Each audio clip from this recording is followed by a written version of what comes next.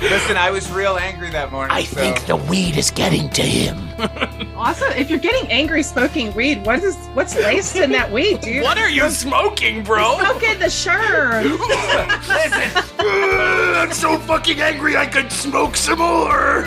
My veins are rippling. I need more THC. THC, more like PCP, am I right? Listen here, dude. My fucking vein on my dick has exploded. Dude, what are you smoking over there if you're angry? If you're angry while high, you're probably smoking crack or something.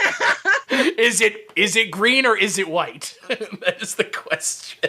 I think also, Chris, I think you and I should form a doom metal band called Dick Vein. We are Dick Vein. Scream. The lead singer of the local band Sheiks of Neptune is named Dick Vane here in Las Vegas. Is it really? Yeah. That's amazing. Okay, well, my name could be just Richard McCracken then. Oh, yes, Dick McCracken. Bend over and fill the crevice. Listen here, Dick McCracken. I actually legit have always wanted to start a Riot Girl band called Easy Hate Coven. Oh, that's amazing. That's a good name. I think, Father Malone, you and I should start a band called Amo Muzz and the Dragnets. I think I'm not going to start any band with anybody. Other than... And I like that. Unless it's Dan Aykroyd. Oh, well, sign me up. I think Is he here? He's not coming. His agent refused. I think weed makes you a different man. Yeah. This isn't the sweet young Michael Wallace. Oh, stop it. Yeah. My God. Listen. What havoc has weed wrapped on our young man here? Become? You didn't even say anything about my fucking Gomez Adams mustache, dude. Look at that sweet stash. I couldn't see it. You're too far away, and I have terrible eyesight, bro. You smoke weed for that? You ever seen my mustache? You ever seen my mustache? I like it. It's on good. Weed. There's a dude in the bushes over there. God. Hey, I mean, to be fair, though, only one of us lives in a state where it's legal, so that's fun. Must be nice, Father Malone. Oh, let me tell you, when I'm on tour, it's hell, man. Certain states, looking at you, Ohio, looking at you, Indiana. Oof. But yet, you could buy it and bring it with you. Well, that's what I do. Ladies and gentlemen, this man just admitted to interstate drug trafficking. Keep an eye out for it. Every day. You got it. That's the mustache right there. Is that better? Perfect. Can I pull it off? You did. I know Father Malone can pull off. He can pull off a mustache big time. Yeah, I had one when we started. I'm talking about the Raul Julia one though, the pencil thin. Oh, the pencil thin one? Yes. What do you have on your head? It's a hairnet, like fucking Pep Streebek. Oh. I had half the mustache and I had Oh the my hairnet. God. That's what you were doing? Yes. Oh boy, that's lost on me. I caught it, but Chris, you just read him to Phil. Yeah, you prick. I mean, hey, again. I woke up on the wrong side of the bed. You smoked weed, didn't you? You smoked some weed. I smoked what he was giving me, apparently. You were like, God damn it, I'm so high. The anger is coming through me. Oh, I'm so fucking stoned. I'm gonna just scream. I'm just gonna scream. I'm gonna break some bones. Oh my God. Guys, it's 90 degrees in my room right now. Oh my God. Oh. Local Las Vegas podcaster strips nude, canceled by CNN. Yeah, you're gonna tube in yourself over there, or the highest ratings ever. Oh, right. I got it. Kat, and Sam and I did the Flesh Pot on 42nd Street commentary in the middle of like July or August, and I live in Arkansas, and I could not run any fans while we recorded. Oh yeah, no thanks. That was good. And I have my air conditioning on, so I apologize if I'm affecting the sound quality at all. But like, nobody listens to this show for the sound quality. Yeah. I don't listen to this show.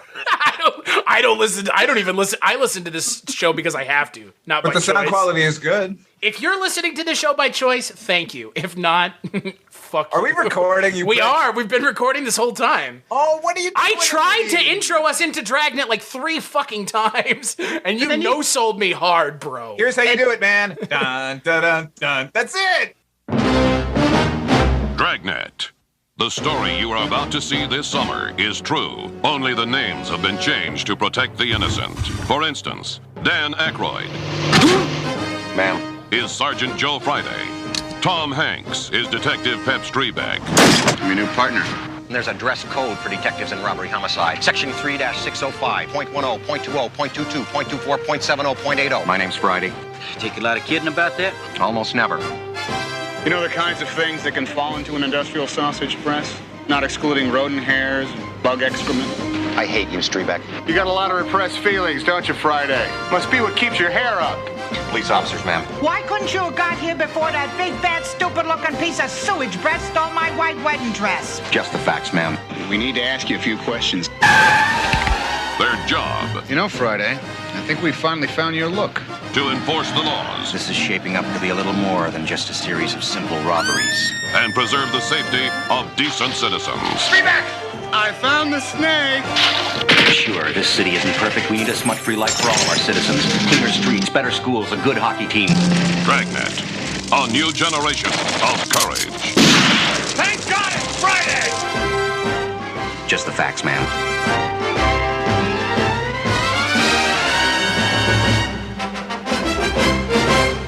No, it would be in four is the law. Who the cocaine? That's who. Oh, I'm sorry. Are you making fun of that song? Because I think it's a good song. City of Crime. No, that's different animal. We'll get to that. Right, even better somehow. If you can't tell on this episode of the Culture Cast, we're going to be talking about Dragnet, and I am joined by two of my good friends who, if you can't tell, we've actually never been in the same room, the three of us together, but you wouldn't be able to tell that from the amazing amount of chemistry we already have. Got him. My good friend all the way from Diabolique and Mondo, Heather Drain. Hello. Good evening. And from Parts Unknown, he is the Father Malone. Father Malone. No, my name is Muzz. Amel Muzz. I'm a pagan. The name Amel Muzz may be the greatest film name of all time. Amel Muzz. Muzz, Amel. Muzz, Amel Muzz. Amel Muzz. And yeah, so we're here talking about Dragnet from 1987. So the film is directed by Tom Mankiewicz. It's written by... It shouldn't surprise anyone that it was partially written by Dan Aykroyd. Boy. Listen. He's the wrong person to have on this podcast, ladies and gentlemen. You know what? No, I'm the right person to have on the podcast because I haven't been on one of your Aykroyd podcasts yet. Here we go. That's fair. You were not on Nothing But Trouble. No, I should have been too, because I agree that movie's terrible, but it's fun, but it's bad. But I appreciate it a little more than you guys.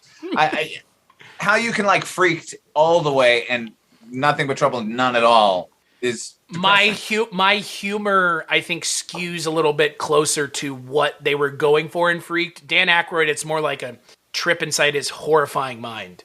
Oh, I love Freaked. Right? Who was on Nothing But Trouble? Who was on that episode? On the episode? God, I don't even remember. Because it wasn't. Yeah. Because you said you guys, but I wasn't on it. Oh, wow. I don't That's know. fair. Yeah. I don't even. You know what? It was so long. At this point with the show, it feels like there was like a moment of inflection with the show where I could theoretically go back and just recover a bunch of movies that I've already covered and just delete those old episodes because they're like such garbage, such fucking filth. You did it to an entire series. Oh yeah. Yeah, there is a guy on YouTube who, the completionist, he's like, I'm going to go back and do the first 100 things I did again. So, That's mental, though. Well, really. hey. But yeah, I mean, unless your opinion is content. If your opinion has changed, maybe. But other than that, but you can't know if it's changed unless you go and find out. You would know by not engaging and completely re-recording a podcast. You would watch the thing again and go, is that good or not? That's fair.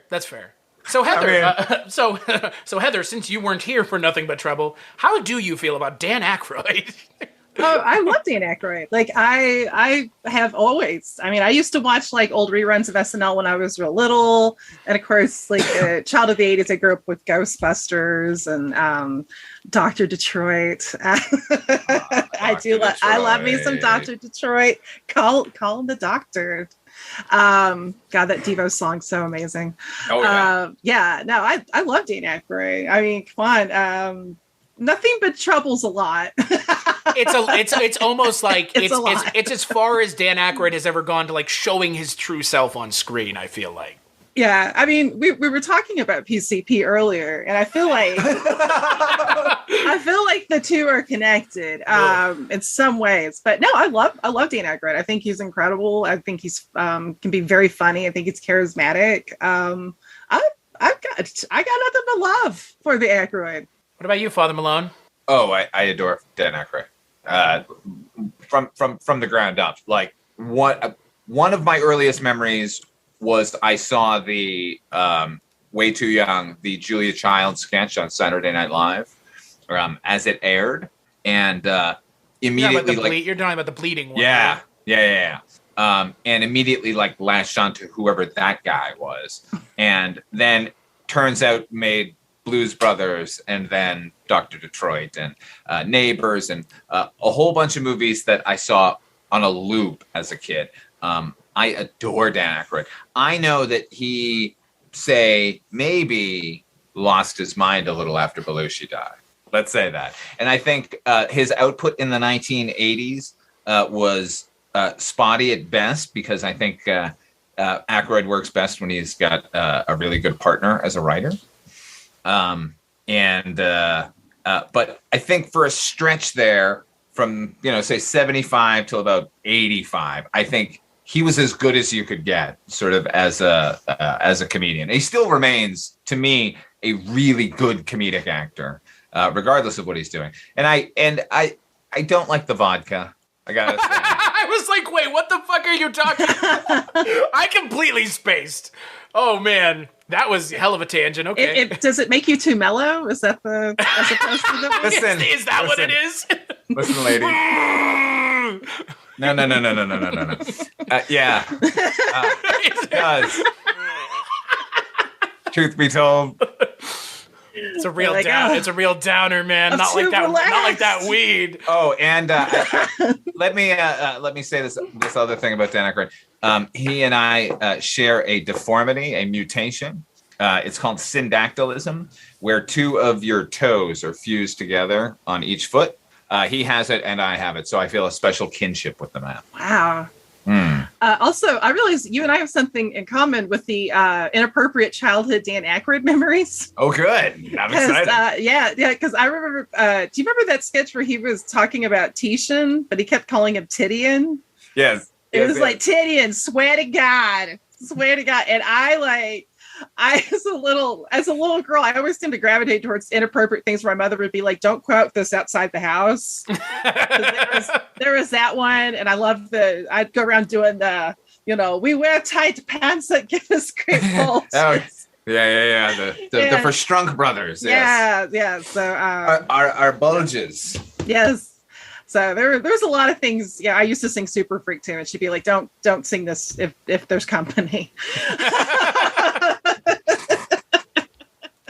So I totally relate. But what about you, Chris? What's your Aykroyd? What's your complicated relationship with Dan Aykroyd, Chris? Daniel Aykroyd, me and Dan, me and Mr. Aykroyd. Well, that's the thing. As I'm sitting here and listening to y'all talk about it, I think for me, and just like kind of sitting and perusing his filmography, I realized that for me, I guess the way I've seen Dan Aykroyd more than most things was as a character actor, but rarely like the lead. I mean, like other than Ghostbusters, I've seen him in a lot of things where he just kind of shows up, but he's not the lead of the movie. Because he shouldn't be. Right. And that's kind of what I was kind of working towards, was like, he, like a lot of really funny people, are only as funny as the amount of time that they're used, and the moment it's too much, it ruins everything. It ruins everything. It's like you can't come back from too much of somebody in a movie, because once the cat's out of the bag, the cat's out of the bag. And I agree. They're the best thing in the movie until they're absolutely the worst. Right, and they completely, like I would contend Chris Tucker in Fifth Element could have been the best part of that movie, but because of how much he's in that movie, I don't want to fucking watch that movie. Yeah, if he had that one scene, we'd still be talking about it like glowingly. Yeah. And I still like it though. I can't bring myself to watch it because his character is just, I don't know. Maybe I saw it the wrong time. Maybe I should revisit it. Who knows? I can't watch that movie because I was sitting in the theater watching it, and it occurred to me 20 minutes in. I thought, if the Fifth Element is love, I'm going to be fucking angry. Ladies and gentlemen, he found out the truth. No, Yeah. I find it interesting that neither one of you have the problem with the fact that Mila Jovovich, I like Jovovich better. her character talks like Nell. That's what I remember. And she sounded like Nell, like Jodie Foster movie, where she's all like, "Tay hey in the wind," like yeah. May May, like. And she's speaking some sort of like intergalactic. Who the fuck knows? Is that Luc Besson, right? Yeah, I'll quote Johnny Depp in Nightmare on Elm Street, where he's like watching TV late at night. His mother comes in, he's got headphones on, and she says, "What are you doing?" And he says, "It's Miss Nude USA." She says, "Well, how are you going to hear the winner?" And he goes, "Who cares who the winner is?" That's how I feel about Mila Jovovich speaking nonsense. And I don't really care. That's fair. But at the same time, like for me, I'm like Dan Aykroyd. I guess back to Dan Aykroyd. Like I'm thinking about Dan Aykroyd. I've not seen him in a lot of stuff where he's the lead. It's this, Dragnet, and Ghostbusters for the most part. And I don't know what it is about. What about this. Gross Point Blank? Seen it once a very long time ago. Okay. What about The Great Outdoors? Yeah, what about The Great Outdoors? Never seen it. Oh my God, Chris! Indiana Jones and the Temple of Doom. Yo, dude, that's a deep cut, and you know that's not even a real role. Don't try to be. I didn't even want to go there, and you did. It's good though. It's good. I mean, but he doesn't do anything. I mean, you give me a large charge, Mama. That's the line that they cut out. Have you seen that bit? What? Yeah, he says that. There's a line he says, "Are you Willie Scott, the famous American singer?" And then the next line was supposed to be, "I'd like to say that you give me a large charge, Mama." And that line got cut, but I've seen the footage. There's a reason it got cut. Oh, it's awful. It's awful. But for me, I think of Dan Aykroyd in this movie for whatever reason. And I think it's because, back me up on this, maybe don't back me up on this, I don't think anybody but Dan Aykroyd could have played this role. 100%. It's like such a weird. It's his best performance. It's insanely good. Yeah, I watched it again to do this podcast. I was actually impressed enough with his performance to watch it again, specifically to watch it. Watch anytime. It's a joke that his character is effectively stuck in the 1950s. Ha, right? But when he gives his reasoning for being the hard ass at the end of everything, like, how are you going to explain to the kids that the lion's mane isn't going to grow back? Like, watch his eyes. He really means it. He feels it deeply. He looks really sad. So I don't know. And just the sort of, it's aping Jack Webb's sort of performance, but like not necessarily like an exaggeration or just it's more a caricature than sort of an attempt to impersonate, which is good. But he's so committed from beginning to end. Like, no matter what emotion that character goes in, it's always Joe Friday. Like, even when he's angry in the milk factory, which is raining down, and he's yelling, it's the most restrained yelling I've ever seen from Dan Aykroyd. So anyway, kudos, Aykroyd. I mean, I would say he's the best thing in this movie by far. I mean, especially because like he's got like, Aykroyd has an innate warmth about him, and I find like that warmth mixed with this kind of this character is kind of it's a good mix. It makes him very compelling. I think to your point, if he was just one of the two, it would be a weird character that doesn't work. But because they kind of balance how anachronistic he is, but like you said, he does kind of still have this like warmth to him. He works as a character. Without it, I think it would just be like, you'd just be like, who's this asshole? Yeah. Well, you just think he's being an ass just to be an asshole. Like he doesn't have a reason to do it. Yeah. I guess, reason is kind of subjective, but yeah, look, this is not a great movie. No, I don't know. I like it a lot. It's absolutely not a great movie. It's a grand movie. You're right. It is. I think it's utterly watchable. I think there is a very good movie in here. I think there were 2 or 3, maybe 4 different ways they could have made this movie and made it an actual legitimate great movie. I think they ended up choosing to make a light comedy. And I mean, when you hire Tom Mankiewicz to direct your film, what I don't know. As I was saying earlier, I like that. Just throw your hands up in the fucking air and just complete defeat. I don't understand. I really the original director of this movie was going to be Ted Kotcheff, whose previous movie was First Blood, the serious Rambo movie. And thinking about what that guy wanted to do as a Dragnet movie kind of gets me excited. Like that could have been very interesting, like a more modern-y, action-y take, but could still be a comedy because the characters are still acting like it's the 1950s. Anyway, do you think that movie would have had City of Crime though? no. Oh, I don't want to talk. Listen, you brought this up twice. But it's and going to have to come up again if we don't address it now. Well, listen, I'm going to address it because there's something about that song that broke my heart. Because when I heard it, my first thought was like, ooh, like, God, Dan Aykroyd's rapping. Like, what the? Oh, God, this is, it just embarrassed me. He's doing it in character, though. It's real good. No, it's not good. So it's is Tom Hanks. They're both doing it in character. But what broke my heart, because I look at the credits and I see the names Pat Thrall and Glenn Hughes, who formed Hughes and Thrall. Pat Thrall played with Pat Travers. Glenn Hughes is one of my favorite musicians ever. He was in Deep Purple. He's done solo stuff. One of the voice of an angel. Glenn Hughes is fucking amazing. And I see their names and I'm like, no.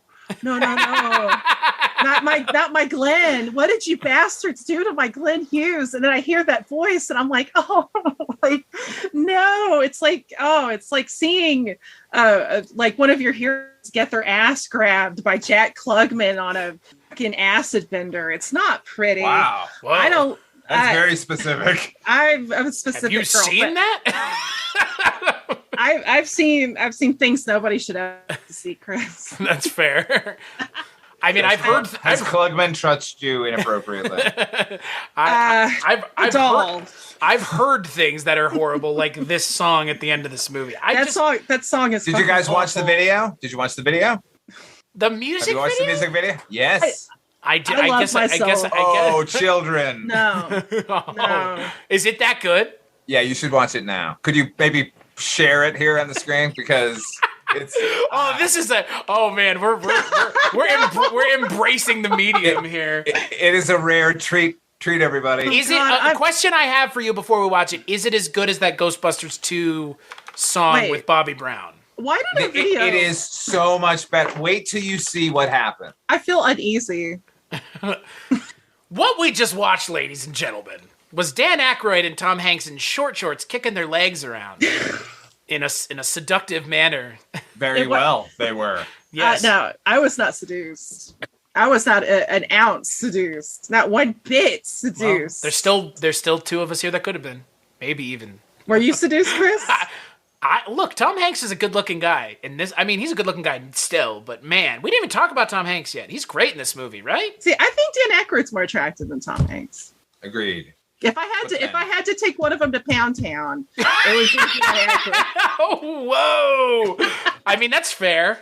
I mean, or P-Town. Excuse me. P-Town. Do I have to take him to Pound Town? Or Pee-Pee-Town? Can I take them to Pee-Pee-Town? You can take him to Wee Wee Town if you want, but that's a whole other thing. Wetworks Town. Oopsie. Whoa. Hello. You said Pee-Pee Town. But that video made that's the waterworks, not the golden works. Oh, okay. That video was so sad. Making you cry. I kind of miss those music videos, though. They used to do them all the time for stuff. Like, they did. Like Hellraiser 3. Oh, Hellraiser 3. No, that's awesome. Because Lemmy plays chess with Pinhead and he fucking wins. And Pinhead gets mad. And that is the most metal thing. And I love it so much. That's a good music video. It makes my heart go 3 times its original size, like the Grinch. I put a spell on you. I love Lemmy. Love him. The Dokken classic, Dream Warriors. Yes. Yeah, that's. But you know what's even better than that is the Vinnie Vincent Invasion Love Kills, just because Vinnie Vincent plays the guitar briefly with the Freddie glove. Yeah, that's true. I thought you were going to say the what's the other one? Nightmare on My Street. There's a Nightmare on My Street. Is that Will Smith? Is that why we? It is, but that is not affiliated with the film. Right. No. What's the other? There is a rap song. Fat Boys. Fat Boys. What's it? It was the fucking Fat Boys. Yeah. These 3 fat dudes and Robert Englund. Okay. That was originally what it was called. Yeah. 3 fat dudes and Robert Englund. 3 fat dudes. That's the sequel to Nightmare on Elm Street. If you get that 45 with that sleeve, it's worth some money. But the question is the song from Dragnet, that song, is it better than all of Joe Pesci's post Goodfellas music career? He has a music career? Oh my God. You don't Yeah. know about this? Holy shit, dude. Oh, it's a real thing. It's a fucking night. It's a Well, pox. then It's a I- pox see- upon the face of God, is what it is. Then I ask you the question, Chris. Was that music video better or worse than the post Goodfellas music career of Joe Pesci? I don't know. But the question is, do you know who Vince... Hold on. Do you know who Joe... This might answer your question. Do you know what character Joe Pesci is playing as... So he was playing a character, and that was In his music career? Yeah. So like what, like Garth Brooks when he became that? Chris Gaines. Sure, but Joe Pesci's Yeah. But Joe Pesci's already an actor, so it already makes more sense. He's gonna be. He was so goth. He was so goth, and then he went on SNL and he like sang fucking hippie songs. Oh my God. What are you doing? They have that CD at a lot of the antique malls I go to. Apparently, people didn't like it very much. They returned it or trying to sell it. Oh, What, you know, I think the name $1. of that album was Bargain Bin, wasn't it? You know, the best thing about the Chris Gaines is they did it behind the music Oh no! on him. And my favorite part is the actor they have playing Chris Gaines pre-accident. They pick some kind of like Eddie Vedder lookalike guy, yeah, and then they're like, and then a horrible disfiguring accident happens, and then the reveal And now is he looks like Garth Brooks. he looks like Garth Brooks with a soul patch and a bad wig. That's amazing. Remarkably. So, do you want to give it a guess, Father Malone, who Joe Pesci? He played the character in a movie. Oh, one of his previous characters is supposedly now releasing music. Yeah, That's the idea. Is it the guy from the Moonwalker video? Mr. Big. With the fucking ponytail. Yes. it is his. Is this a ponytail and microphone? It's his. That would be amazing. It's his character from My Cousin Vinny. No, it is not. Yes, it is. it actually fucking is. Vincent Gambino or whatever, Jr. Is it good? I think you know the answer. I to feel that. like that's a rhetorical Can he hold question. it too? So that's the thing. Frank Vincent and Joe Pesci got started in the entertainment industry together singing. So it's not that he's not talented, it's that Joe Pesci shouldn't be fucking rapping. That's the best part. That's the part you did. No, I was unaware of that. That's the kiss of shit at the end. Just that little tasty. little Yeah, 'cause- little Hershey's kisses. Right, Yeah. but that's the thing. That's what I don't understand. Back to this song. Yeah. Why is it a hip hop song? Because hip hop was very popular at the time. It's the whitest is- rap I've ever heard. Yeah. There's what's funny is Wider like, than Kevin Federline's fucking CD. This is wider than Popo Zao, okay? Aykroyd should know better because his original intention was for Jim Belushi to play the Tom Hanks part, right? Jim Belushi was on Saturday Night Live for like 2-3 years maybe, and he didn't really make much of a mark except for this one sketch that nobody wanted to let him do called White Guys, and it was this rap song that like no host would do, and I think Alex Karras eventually did it, and they like came out in golfing uniforms and like, we're white guys, we take no crap. Like it's that kind of rapping, and like 4 or 5 years later, Dan Aykroyd is basically doing the white guy rap for real though. Is this for real though? Like it's in a fucking comedy movie that's making fun of Dragnet. Right, it is a joke, but you know, he still comes off like lame old whitey. I think third base would give them the gas face. You're goddamn right, DJ Minister Pete Nice. Lame old whitey would be Dick Vane's first song. We're Dick Vane, and this is lame old whitey, and it's just us doing a song over Dan Aykroyd's bum bum bum. We're the city of crime. You know, Chris, you say Dan Aykroyd. The problem is wrote it and produced it. Right. Actually, you know what the problem with the song is? Everything but Dan Aykroyd and Tom Hanks is bad. The non-Dan Aykroyd and Tom Hanks part of the song is not catchy. That City of Crime part's not. That's the problem. I think that's actually the problem. You could have made something fun with that song if the song part was catchy, couldn't you? So basically, a different song. Different, yeah. You know, Malone, you look a lot like George Clooney, but you know, like taller, and your face is different. Yeah. Right. Exactly. Just the same. You're a lot uglier than him, but you look just like him. Just like him, spitting image. By the way, if Dick Vane, I think the cover of the album should be us setting fire to an Applebee's. Wearing goat leggings. How did you like Dragnet? I don't know. We just talked about our fictional band Dick Vane for 45 minutes. The problem is I like this movie a lot. I've been waiting months to talk about this movie. I like this movie, but I like our fictional band more. Dick That's Van. what this is about. All right, I'm getting Father serious. Malone. Ready? No. Ready? Let's go. Ready? Dragnet. The movie's got a lot of problems. Yeah, like A City of Crime being the song No. that they use. The song that they open the movie with is no better, though. No. Oh, That's better. No, it's better. It's better. It's better. Enforce the law. Come on. We're gonna have a fight now. Listen, I get it that's a fucking overused bullshit thing right now, but like, Art of Noise was unlike anything that was going. I'm speaking as somebody living in 1987. That's fair. I was 14 years old, so I heard Art of Noise in 1985. Who's Afraid of the Art of Noise? Which, when I heard Close to the, actually I saw the video for Close to the Edit, which, if you've ever seen it, it's three sort of insane musicians like smashing the shit out of classical instruments to the beat of Art of Noise's song Close to the Edit. And at the time they said the BBC thought it was too controversial that they were like, smashing the old guard with their new, and they were like, that was ridiculous. We just thought it was a fun video. I was 12 years old. That's exactly what the video was. Like, they, to me, represented everything that was new and original and wasn't from the previous generation. And then 2 years later, I go to see my favorite actor performing in a film, and Art of Noise opens it. So I get you don't like hearing the fucking dialogue repeated over and over again. Nobody else was doing it at the time. And to me, it's not their best work. I wouldn't recommend Dragnet to anyone, other than the fact that I think the horn stuff is really good.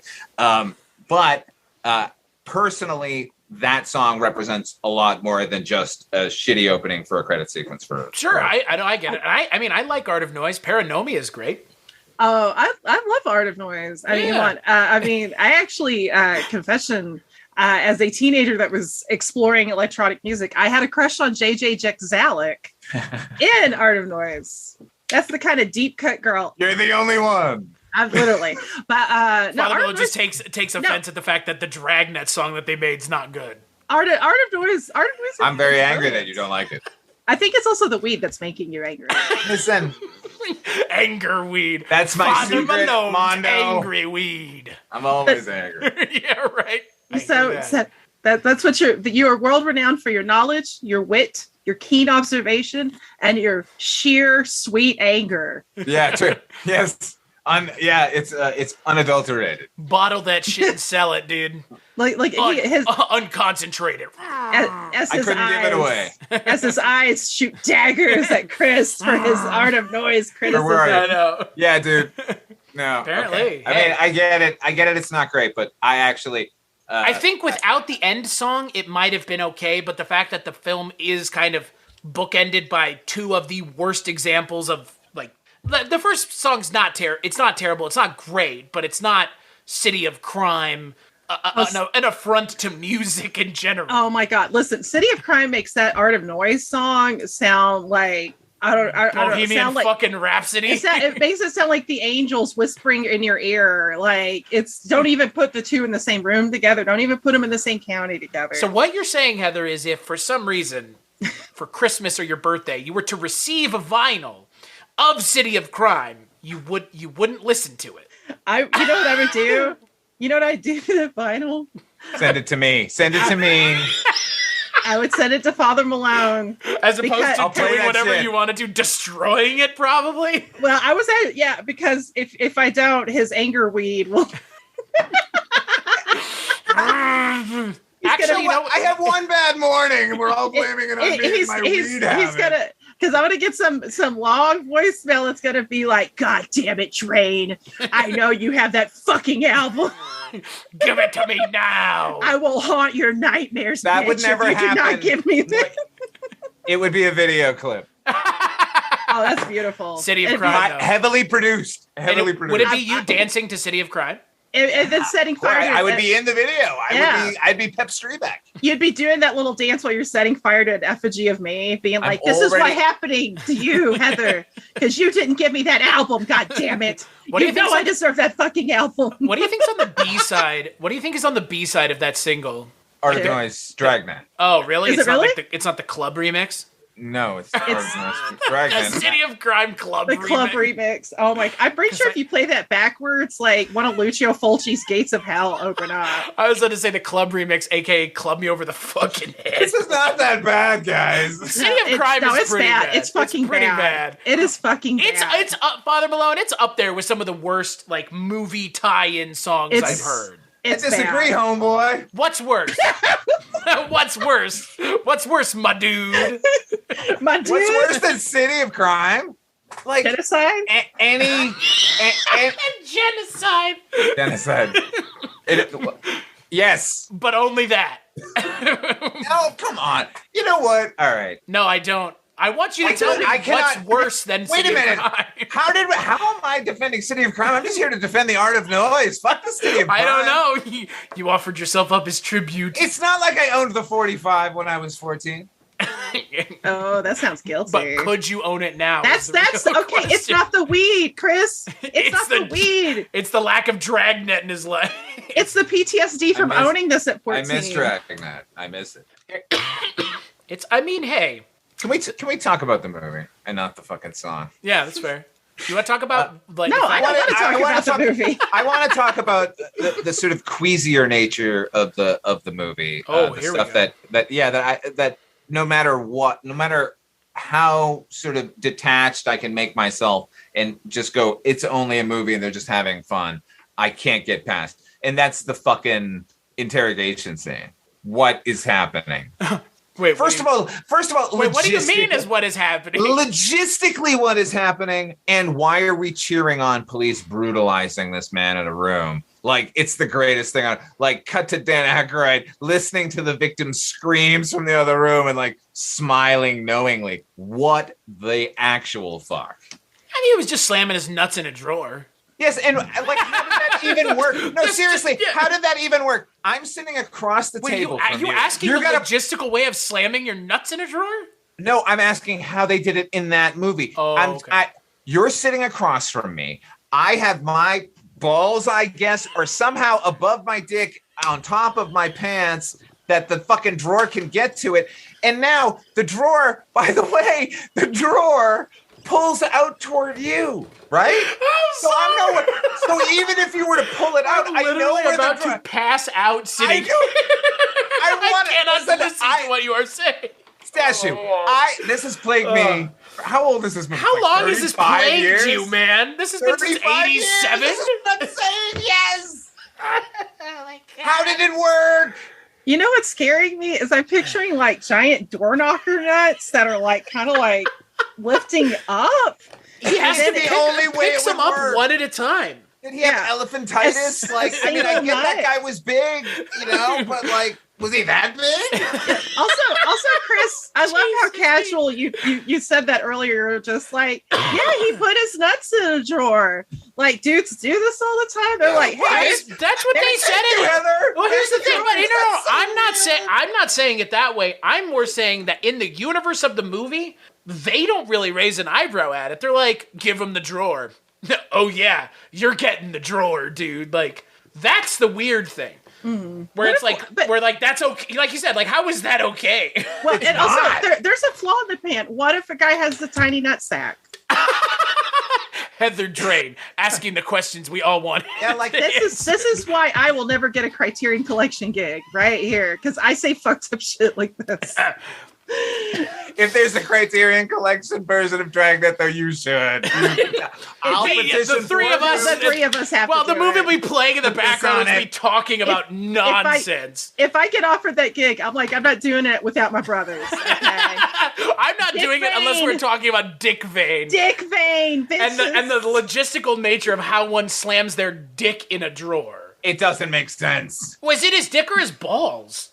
It could have been either, right? No, because he says it. He goes, "What I have is this drawer and your balls," and then slides the drawer toward him as if he's loading his nuts into a container to smash. Like what? And then he slams the drawer. It's like his nuts already weren't in the drawer. How did it happen? It's like when you go to the natural food store and get the peanut butter without the salt and sugar. Maybe it's like that. I don't know. Wow.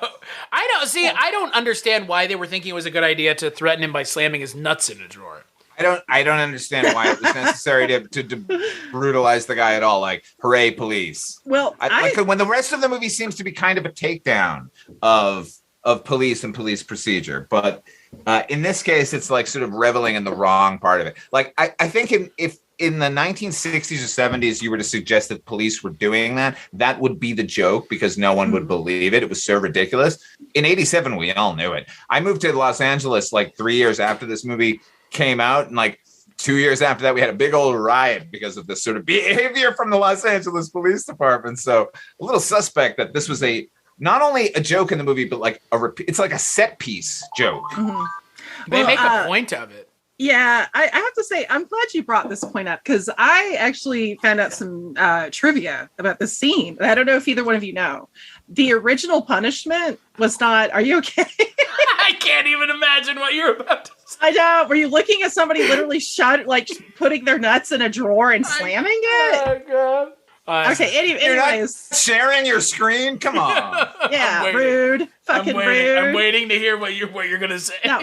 But no. The original punishment was not the scrotum penile door, the shut door thing. It was actually, he brings out a turntable and he's like, I've got something for you if you don't like fess up, and it's City of Crime. Wow. To enforce the law. Oh, just turn it off. He's like, oh my God, I'll tell you everything. You're killing me. This is awful. It was a long way to go for that. How dare you? It was Emil a good joke. Emil Muzz just starts melting like in the stuff. Just oh my God, yeah. Okay. He's like begging for them to punch him in the balls. Like, do anything you want to my scrotum. Punch it. Slam it in the drawer a couple times. Put it in the mouth of a diseased animal. I don't give a shit. Just don't play that awful song again. It's a good joke, damn it. Don't you dare it is a funny joke. I'm gonna stare at you. Listen. Okay, here's what I want to say about Dragnet before I forget entirely. Please. There are several lines of dialogue that have incorporated themselves into my life that I think all the time. I thought one today while driving, which is if somebody is driving slower than me on the freeway, I think vertical pedal on the right, which I always think that. Emil Muzz's line, they go, can we get you anything? This is the same scene. Chewing gum, Snickers bar. Like, what a reading. I want a hamburger. No. Yeah. I want a cheeseburger. You'll get nothing and like it. That's what that always reminds me of. It's such a fucking weird choice. But like, you know, at the top of the show, the one I said, like, there's I'm Muzz, Emil Muzz, and I'm a pagan. Like, these lines just, the movie ain't great overall, but those lines like stick in my head. And God, there's one other. Anyway, sorry. City of Crime. Oh my God. I will tell you, you know what movie this movie reminds me of? Tonally, not so much, but time and a place. It's a little bit more sanitized than that movie, but this reminds me a lot of Fletch. All right? Yeah, same sort of attitude, and the look of it is very, very similar. Oh yeah. And something same about setting, mid 80s LA. Right, but Fletch had a really solid script with characters with decent motivations that you could understand, as opposed to Dragnet, where it's unnecessarily convoluted. It really they were honestly, I think they were trying to make a riff on Chinatown in some oblique way, which they needn't have done. This movie to me works really, really well when it's just the character stuff between Friday and Streebek. And that was what was good about the original TV show too. There was never these cases that were so outlandish that like the world was going to end. It was like some kid stole $5 from the guy down the street and they got to like sort it out. And it was about watching the way that they did it. So the whole overblown plot, first of all, either it's the pagans or either it's the smut industry, or, you know, if this grab bag of like shooting at 100 different villains, like doesn't make any sense to me. What are we talking about? I don't know. No, I think that's an excellent point. And it's something I mentioned to the both of you earlier is like the weird accent palooza going on, because we have Dabney Coleman as Jerry Caesar, who's sort of like this weird, like Larry Flint, Hefner proxy, which I was like, man, Larry Flint's way cooler than this dude. But he's doing this weird, like swishy, like I'll see, like kind of like foghorn leghorn. At least he doesn't have fake teeth like in Hot to Trot, where he's got these two like gigantic like chiclet teeth. Like you mean the City of Crime movie? Yeah, right. God. Hot to Trot, City of Crime. Dragnet meets Hot to Trot. Dan Aykroyd riding on a horse, voiced by John Candy. Oh, poor John Candy. Would you watch that movie? I would. I saw. I don't know. Mr. Ed being ridden by Dan Aykroyd, voiced by John Candy. I'd watch that movie. Oh, I would too, actually. I would need some of Father Malone's like anger weed for that. I need some like, I'd be like, God damn it. My problem is I smoke. Here, listen. Hold on. You know what? Because you keep bringing it up. I smoke sativa because it keeps you productive. It's true. But what it also does is it keeps me awake. Yep. And I have trouble sleeping anyway. So what we were talking about here, Mondo, was a particular day where I hadn't slept in like 3 or 4 days, really. And then I woke up. 3 or 4 days? Yes, Jesus. Are you sure that was weed? I don't think that's weed you're smoking, dude. Man. No. 3 or 4 days, that's meth. I mean, that ain't weed. Listen, I know what a meth binge is like. It's good. It's this good. Ain't it? It's good medicinal weed in Las Vegas. I think that's what it is. I'm not saying I was awake fucking 24 hours a day. I'm saying I was sleeping 4 hours a day. Mm-hmm. But that's not enough. No, it's not. No, I mean, after a few days, that accumulates, and it makes me read texts and go, fuck the world, and I apologize. Actually, I can sympathize because I've always had issues with sleeping. Like a normal person, even when I was like a kid. So I understand sleep deprivation. Also, I don't think it's called sativa. I think it's called angriva. Got him.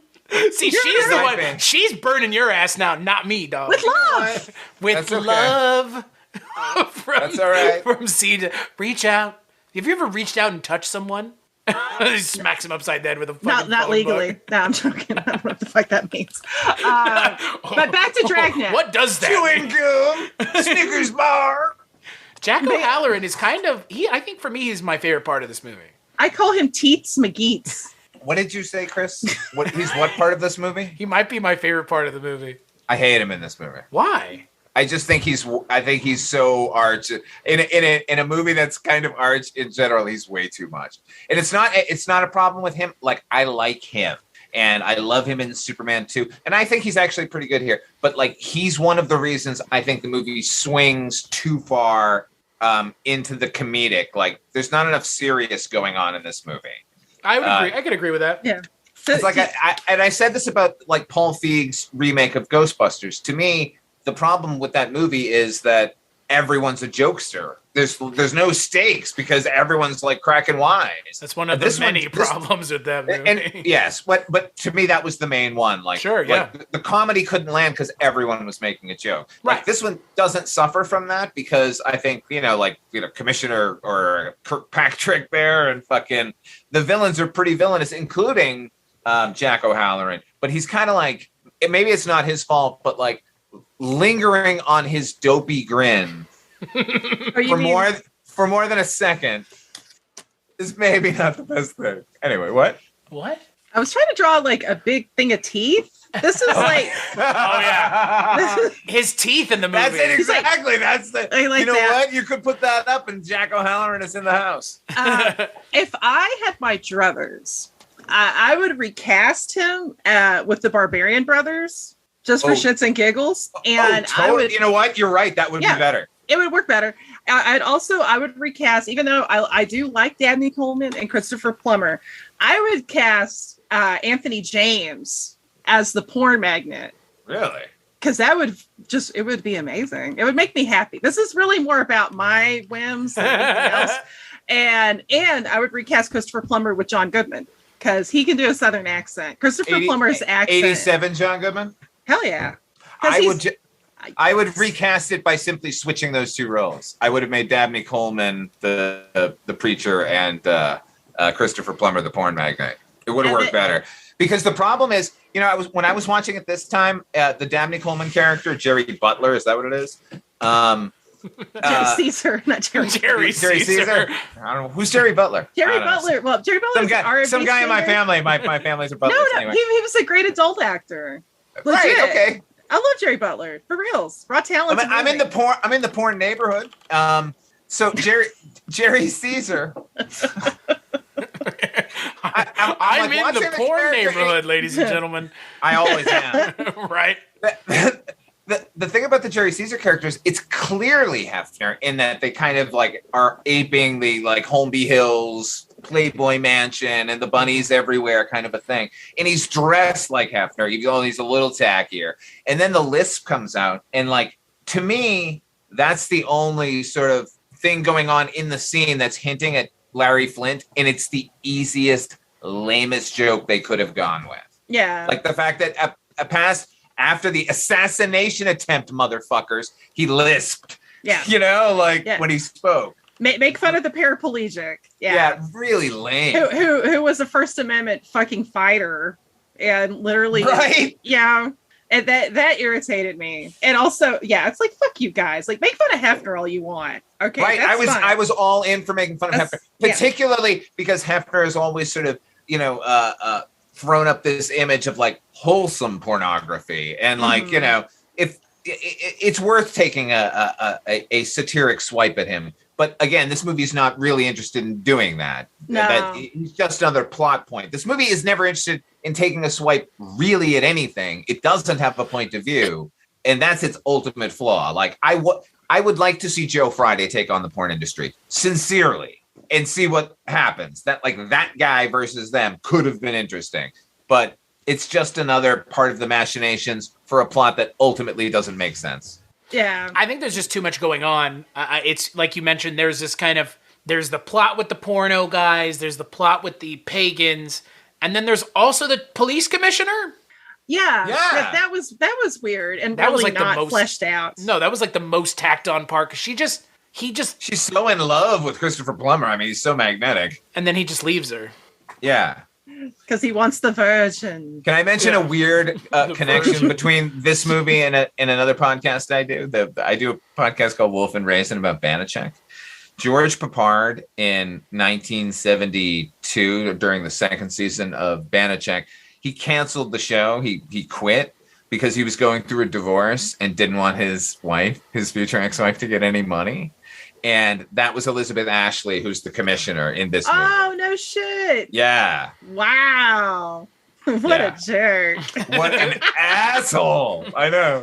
And just think she had to take Dragnet because of it. Come to find out, she was like already on stage, had won a Tony, was like getting into films and stuff, married him, had a kid, took time off. And then once she was going back into acting, suddenly their marriage was on the rocks, and then he's like, "You can't have any money either." Oh, George Papard's the worst human being on the planet.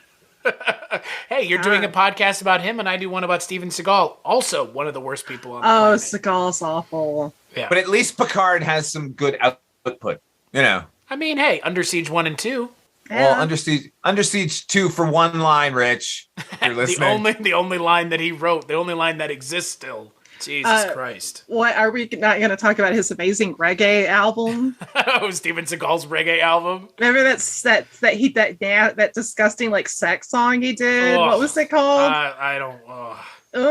I worked with a guy that had it on his phone, and whenever it was real slow, he would play it and we'd laugh at it. What's actually funny about this movie is this movie reminded me a lot of Steven Seagal and Keenen Ivory Wayans in The Glimmer Man. Oh my God, yeah. But you know what and the reason it reminded me of it is because the movie, I think at its core, like you said, Father Malone, it inherently has an interesting story that could have been something, like an interesting concept at the heart of it. Like, Dragnet meets the porno industry of the 80s in LA. And Glimmer Man has the same thing. It's Steven Seagal chasing a serial killer. And then they fucking ruin it. Because that movie goes down a really weird path. And then this movie goes down an equally weird path. And neither of the movies ever get back to and or have anything to say about, frankly, anything, because they're saying too much, but they're not saying anything at all. And that's like, what is this movie? Is it like a cultural pardon me, a culture clash thing with like old guard versus new, with like the young sort of hip police guy and the old guard sort of thing? Is it like 50s mentality versus 80s mentality? Like, is it filth versus like what, There was some stuff they could have mined there. There were a lot. I mean, again, that's like 4 directions they could have gone. That's 4 different movies right there. Yeah. That's what I'm saying. Like, like taking Joe Friday and like having him transfer into, say, Miami Vice could have been, if they wanted to like satirize the original Dragnet, then do that. You know what I mean? Or if you want to satirize like police in general now by dropping a Dragnet character who's like the best cop ever amidst the crime and corruption of LA, awesome, do that. But like, they don't do any of that. And like, even the sort of cultural divide between Pep Streebek and Joe Friday, there's really none. They're kind of the same character. It's just that one eats sushi. Like, they're basically the same. They work. They have the same work ethic. They're good guys. I don't know. And it gets to the point where Pep Streebek has had Friday rub off on him so much that he does that thing where he's like, loosen up your bed, fix your hair. And don't you know, it's like, wow, it didn't take much. Like, right. Well, it should have taken a little more, right? Yeah. I actually have in my notes, like at the 30-minute mark, I was like, is he like the manic pixie dream partner? It's like, yes, he is. I mean, it's and there's like some inconsistencies because it's like, okay, he's the guy that knows all the bait girls instead of Playmate. It's called Bait, which is really lame. I did like the other magazine name that Dabney Coleman mentions later called Field and Cream magazine. Field and Cream. Sign me up. It's so that'll gross. be appearing in Wolf and Raisin in the next episode. I love it. I think Dick Vane's going to be doing an interview. Dick Vane Dyke. Oh, that'll be my stage name. That'll be your and Dick Vane Dyke, and I'll be Dick Vane Drain. We'll have like DVD as our initials. Father Dick Vane. No, I'll be your manager. Oh my god! And you totally have to get a Guido stash. Oh, okay. Well, yeah. I manage Dick Vane. Naturally, I'll do that anyway. But it's like he's this, he's this wacky guy and he loves the ladies. He loves titties. He's wearing women's underwear. But then he eats a plate of fruit and gets on to Joe Friday for eating a chili dog. I'm like, if he's like this wacky dude that's into titties and beer, shouldn't he be the one ordering the chili dog? I'm not trying to stereotype. He's just the opposite of Joe. It's wacky. Yeah, it's so dumb. Like, and Tom Hanks can't really pull it off. Like, he's too wholesome. I mean, look, like I said, even in 1987, he's too wholesome. He's too wholesome for the guy who like knows every stripper's name, certainly, and bangs bangs other police officers. It's not. I like Tom Hanks in this movie. He's just not. He could never be that character, no matter how hard he tried. Who would you guys would like to see? Play his partner in this? Yeah. Who do you think would pull off playing that kind of guy? I think they went the wrong way by making him the sort of wacky or kind of, basically that's a Bill Murray character. Everything after Bill Murray is a Bill Murray character, as far as I'm concerned. Yeah. I think they should have gone like 100% the opposite and given Joe Friday like a really serious guy, like to deal with. Like, even more serious than himself? Yeah, but 80s serious. You know what I mean? Like, then we could have had Joe Friday come up against himself. They could have been talking. He would be like surprised at how hard his partner is. Yes. His partner just like ices everyone people and he's like, Joe what Friday. The fuck are you doing? Yeah. Like Batman. It would essentially be like, what if 1960s Batman was on the 1980s police force? Right, and Joe Friday's like, Jesus Christ, this guy's a hard ass. Like, that would be funny. I don't know. Yeah, that would be a good movie. That would be a movie worth writing and making. It's not too late. With a better soundtrack. because City of Crime comes back. Yeah. Let's make this movie, and we'll bring City of Crime back, and we'll bring Tom Hanks and Dan Aykroyd back to open the song. Actually, you guys remember us from 1987. I think we should change the language. The next time you see a movie that's really terrible, somebody's like, dude, what'd you think about this movie? And you just say, City of Crime, man. City of Crime. City of Crime. It was a true City of Crime movie. You guys, I invite you both to have sex with yourselves. Likewise. Yeah. I'm doing it right now. So is But why are you so angry? You gotta grab life with gusto. You're like, I got a drawer right here off camera. I'm smashing it. I'm gonna smash it flat like a bookmark. You can't see my right hand. That's fair. I did like Harry Morgan in the movie, though. Loved he's Harry great. Morgan in it. Right. And He was awesome. It is kind of fun that this is a canonical sequel to the original show. It really is. And see, that's why it's kind of like them dropping the ball kind of sucks, because this isn't a reimagining. This is a direct sequel. This is a legit continuation. That's Harry Morgan as a captain now. Yeah, as the character from the show. Yeah. Yeah. Well, and we should probably mention, anybody listening to this who hasn't seen it, like Joe Friday, like the Aykroyd character is the nephew. Yeah. Of the OG Joe Friday. Not like us saying that, like the movie says that in the first like 2 minutes. I'm saying it. We probably should have said that before Dick Fane. We're an hour in and we're only now getting to the part where By the way, did you know this is a movie? This is a movie about detectives. It's a movie about Christopher Plummer wearing a goat mask. Oh, here's one other thing I do need to get in that I really like about this movie. And this I discovered watching it multiple times. I could watch straight 2 hours of Dan Aykroyd and Tom Hanks looking at each other, pointing, looking where they're pointing and nodding to each other, and then going out of frame. It's a nod to the old Dragnet, like it's a parody of the original Dragnet because they did that a lot. But I don't know. I love it. I like as much as Tom Hanks is miscast, I was trying to think, because Father Malone didn't answer the goddamn question. Who would I cast? Yeah. Mads Mikkelsen. Like now? Yes. Who would you have cast in the 80s? If you're having to recast the Tom Hanks role, and it still has to be the Tom Hanks character. I know. Wait, I have an answer. Tom Noonan. Oh, shit.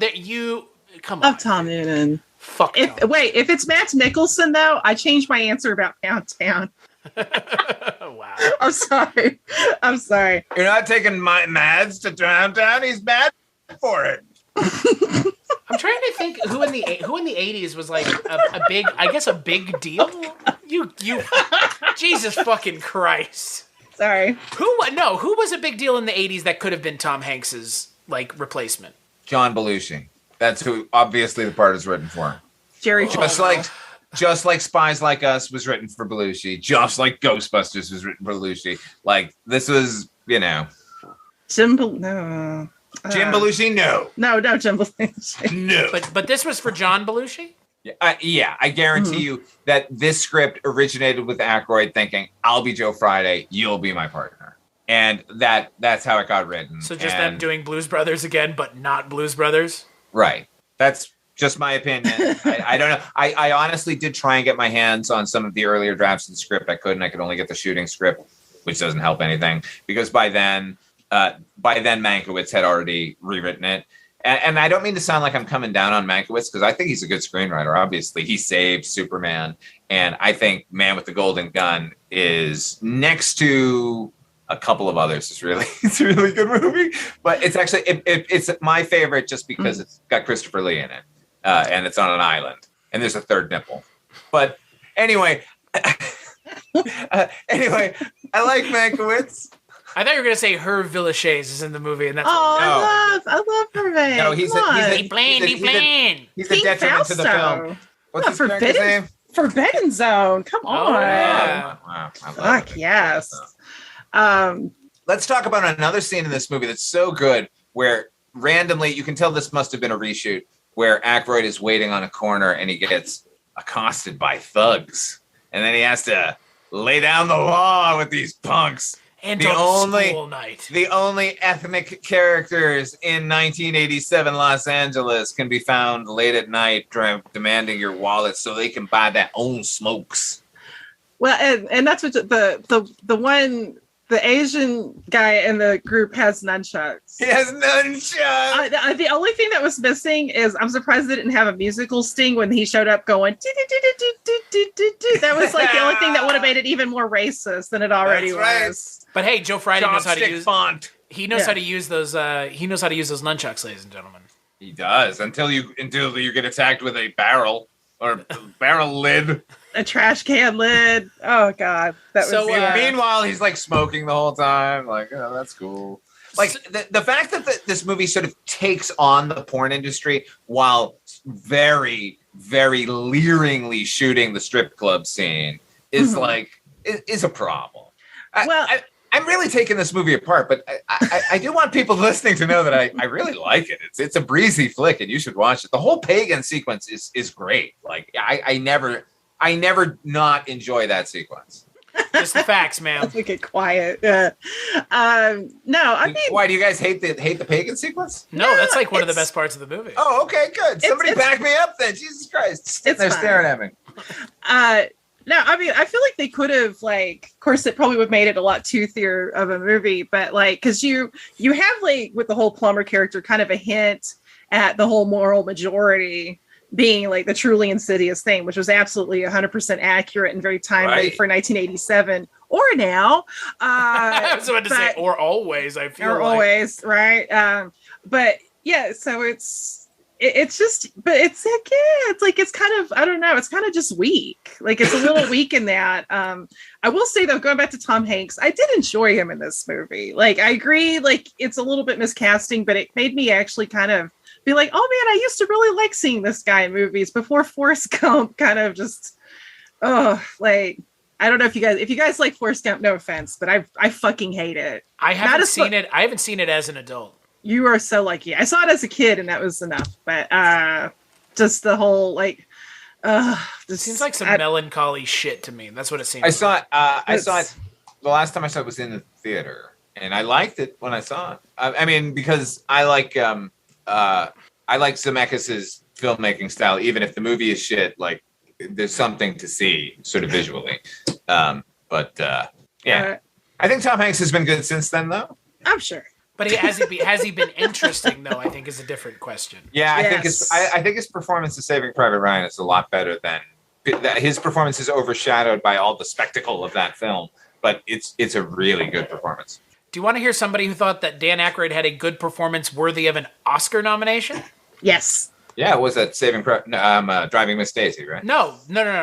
Gene Siskel said Dan Aykroyd deserved a nomination for this movie. I agree with him.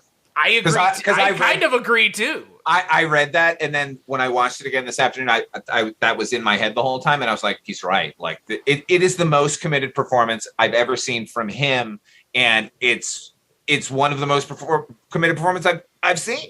You agree, Heather? He's great. I think the Oscars are shit. So I think that out of the picture.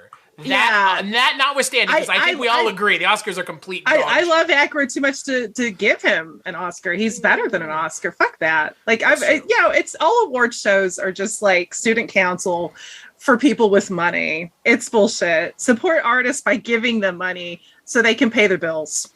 And by artists, I mean myself, Chris, and Father Malone. And Mike White. I love Mike. Anybody that we work with, you should support them. Because absolutely. But no, in all seriousness, no, I think Aykroyd's great. And it is a great performance. And I that's the problem is I think comedy is always kind of just like, like the three genres that are looked down upon is obviously adult, horror, and comedy. But those are arguably, I think, the three hardest ones to make anything good. I agree. And they're the ones that are not taken legitimately by the Academy, as if that's some... But then they add the, whatever, Viewers' Choice Awards, and it's just a bunch of assholes voting for bullshit on Twitter, so, Well, yeah, it's a popularity contest. Fuck the thing that they were trying to not make a popularity contest ultimately became one anyways. I mean, I think creative people, not to get too serious, but I think the only thing we should ever be competitive with is ourselves. Like, being competitive with other artists just seems shitty. I agree. In my opinion, but... I think here's how they should fix the Oscars. This is Carrie Fisher's idea, actually. She said, how can it be a Best Picture unless they all made the same movie? That's what they ought to do. If they want to continue the Oscars, then make it an actual contest. Here's the film we want you to make. Here's 8 filmmakers. Go make that movie. We'll see who makes the best one you made. That's the Oscar. That's more exciting than anything they've ever even come up with. Yeah. Even more so than having Will Smith go and slap Chris Rock. And as far as like the production of the show goes, Paul Hirsch the editor of Star Wars, posted on Facebook. He was like, just film it in the afternoon and edit it. The end. Why is it live? It doesn't need to be. It'll be a 2-hour solid show. Nobody gets cut off. Like, you focus on what you need to focus on. I'm like, Jesus Christ. Why hasn't anybody done that in fucking 50 years? Now they never will, though, to be fair. Because nobody's going to watch anything. Well, unless they will with the giant publicity stunt of that slap. So, well, there's actually a better way to fix it, I think. With a flamethrower. I was like, get rid of them altogether. Fuck it. Fuck that shit. I hate it. I hate it even more than City of Crime. Oh. Well then. That's the city of slime. Slime. It's the slime city of city. slime. It's Slime City. Seriously, think about how many great artists never won anything. You know, like truly great artists, like men and women who like really sacrificed and toiled. You know, I would say most great artists haven't won anything. Exactly. Most great artists don't even get recognized until they're long dead. Horderowski had to crowdfund for a movie. Okay, did the but Mitchell Michael brothers Bay ever win hasn't. anything? Well, they probably won like a AVN. Do you think? I gotta look that up because they deserve it. I've actually only seen one Mitchell Brothers movie, and I bet you won't guess which one it is. Was it the biblical one? No. I need to see that though. Cinderella. Did they make Cinderella? Wasn't that them? I mean, that was a softcore movie. That wasn't the Mitchell Brothers. What am I thinking of? I don't know. Who are you? They had a fairy tale themed fuckfest there. Which is also the name of Dick. Dick. He said, and I quote, Fuckfest. Okay, yeah. Dick Vane's second album, Fairy Tale Fuckfest. Fairy Tale Fuckfest. Actually, and then our third album would be... That's side two. Then our third album would be Sci-Fi Suckfest. Just shitloads of alien dicks everywhere. Oh my god, can we have a song about Slee Stacks? Yes. Sleaze. It's just that hissing sound to a beat. And yet somehow it would probably be better than City of Crime. Oh, it would be way better than City of Crime. I'm telling you, I'm going to go to an antique mall one of these days, and that fucking thing is going to be sitting at the end of a cap of vinyls, and it's going to sit there, and I'm going to see it. I'm going to buy that fucking vinyl, and I'm going to come home and put it on my record player, and my house is going to explode. You know what's going to happen? You remember that movie Black Devil Doll from Hell? It's going to be like that. You're going to be taking a shower, and that album's going to be sitting on the toilet looking at you, going, fuck yeah. and all of a sudden you're gonna be making love with that album, but then the album's gonna like be blowing demonic smoke in your face, and you're gonna be like, "Oh shit, god damn!" Like, I'm literally that's in the movie. Okay, I'm gonna put a link on my link tree to that video, and I'm gonna encourage everyone of City of Crime. I'm gonna encourage everyone. You should put that on your link tree. Do it. I'm definitely going to now, and. You know, one of these days, you're gonna get to talk to Dan Aykroyd. And you're gonna. I've come close, and I chickened out. But go ahead. What is that? Wait. He came to. I used to in the '90s worked at a movie theater. I was a projectionist in a movie theater in Santa Monica. We had a lot of premieres and a lot of like cast and crew screenings. And a limo pulled up, and then the limo parked, and then Dan Aykroyd got out because he drove himself in a limo. And like was running, you could tell he was like late to get to the movie, and like I wanted to run up and talk to him, but he was late, so like I said to just let him like go about his business. But I just loved that the fucking limo pulled up and he was driving it. That's swagger. He probably wasn't cashing all those Dragnet residual checks. That's why. The City of Crime. Yeah. When he pulled up to the curb, was he playing City of Crime? Can you imagine that shit? Rolls down the window. Hey man, where can I get to the movie theater? It's the City of Crime. And you're just like, what the fuck is happening now? Oh my god! Chris, you haven't seen Black Devil Doll from Hell? Apparently not. Wow. You know, Heather, I haven't seen a lot of the movies. I haven't seen Glimmer Man. But you've seen Hot to Trot, right? I have seen it, sadly. I was a kid. I was literally like 10 years old. Okay, do not touch me. Oh, I'm not talking to you, Mondo. Hot to Trot's a real piece of shit. It's terrible. It's Bobcat Goldthwait can't save that movie. I've seen the movie. I was working as an usher in a movie theater that played that movie. And you were like, it is a genius work. How dare you two? It was great. It was fantastic. You heathens. You know, Father Malone, to your point, I do like this movie a fair amount. If it's on, I'm not going to turn it off. I'm not going to put it on, but I'm not going to turn it off. I think for me, it's the Dan Aykroyd performance. Yeah. Right. Mm-hmm. Absolutely. And what I'm saying, so like in the pagan scene, like the sort of scenes between Aykroyd and Hanks, like that hints at the movie that it kind of wanted to be, which is Hanks calling out Joe Friday on all of his shit, like his weird anachronisms. Right. That and like during the pagan sequence in particular, like with like PAGAN, people against good pagan, like you think so? Like yeah, good job, Joe. Right. It's so funny. It's the funniest part of the movie. Right, but he doesn't do that for the rest of the movie. And it's like, why didn't they recognize like, oh, that's the chemistry of these two characters? Like this blowhard and this fucking piss guy who taker. can't take anything seriously. Yeah. Honestly, you know who could have done the role if you're gonna have it this kind of character?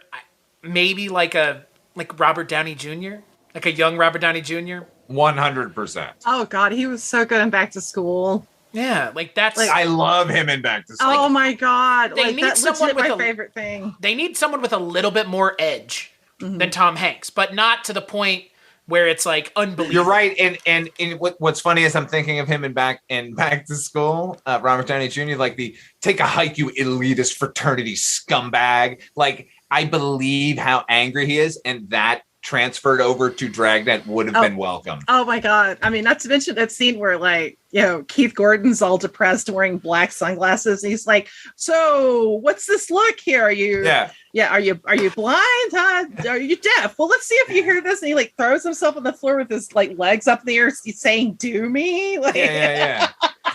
That's Robert Downey has always been awesome. Yeah, that's that. No, for me, like when I think of like who could have been in this movie to replace Tom Hanks, that would have given it that little bit of edge. Like a '80s RDJ would have been great. Yeah. I have a hot take. Oh boy. If you're talking edge, I mean this is horrible, but I'm entertained by the visual. Is Blackie Lawless from Wasp as the partner? Oh. But Chris, are you familiar with Wasp? Nope. No, Chris is too cool for Lost. Chris doesn't follow trends. You're too cool for Wasp? That's right. They did it. Come on. They actually, speaking of moral panic, they had one of the Filthy 15 that the PMRC, headed by Tipper Gore, attacked. Interesting. Did you know that? I've heard of that, but I didn't. I've never heard of Wasp before. So you was that the Daniel Roebuck episode where he exploded? Is that why they got dinged? Did what? No, I'm just asking. What are you talking and Lost. We're talking about Wasp, bro. Wasp. The band Wasp. Oh, Wasp. I thought we were talking about the television show Lost. I've never seen Lost. Hello. You were so high, dude. Hello. Wasp. Hello. Beaming in Father Malone from out in outer space. Listen, hello. No. You're smoking that shirt. It's good, dude. It's good shit. It's good shit. I'm with you. How can we take this movie seriously when it doesn't take itself seriously? No, it doesn't. It's a light and frothy mid-'80s, confection. Fletch has more of an edge than this movie does. Yeah, well, most things have more of an edge than this movie. This movie takes no stand at all. And in addition to the sort of the sort of creepier elements of, like, say, torturing a potential suspect, that tank that they were so proudly showing off because the LAPD had just acquired it, the battering ram. Have a nice day. Man, oh man. Like that is such a symbol of like everything wrong with the LAPD, and like here it is like on display with triumphant fucking music playing behind it. Like they did it in Naked Gun 2 as well.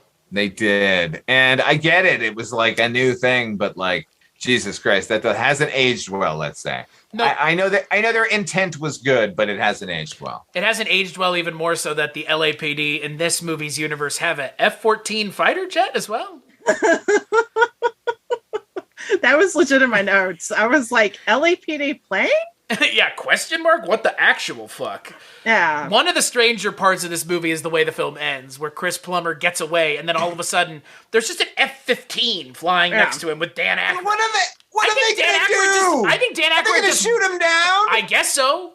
I've been watching a lot of movies with people on planes and figuring out ways to get them down or land the plane. I watched Turbulence last night. I don't know if you guys have ever seen. Lucky you. This was pretty good. Yeah, it was great. I like that movie. Come on. You don't like it? No. I mean, Ray Liotta's fun. But yeah, because he's Ray Liotta. But like, I'd rather watch Something Wild again than watch Turbulence. I've never seen Something Wild. I haven't seen Turbulence. Turbulence is effectively John. There's it's Ray Liotta playing Ted Bundy on an airplane that he takes. Why did you watch this? That sounds because so logical progression of the last week of my life went from Executive Decision, which is Seagal. Of course. Great movie, by the way. That's legit. It is a good movie. Legit top 10 action movies I've ever seen. I enjoyed it. I enjoyed it immensely. Opening 20 minutes. Right? Oh my God. The thing with have you seen it, Heather? No, I haven't seen it. Oh my God. Do you know the twist of the movie?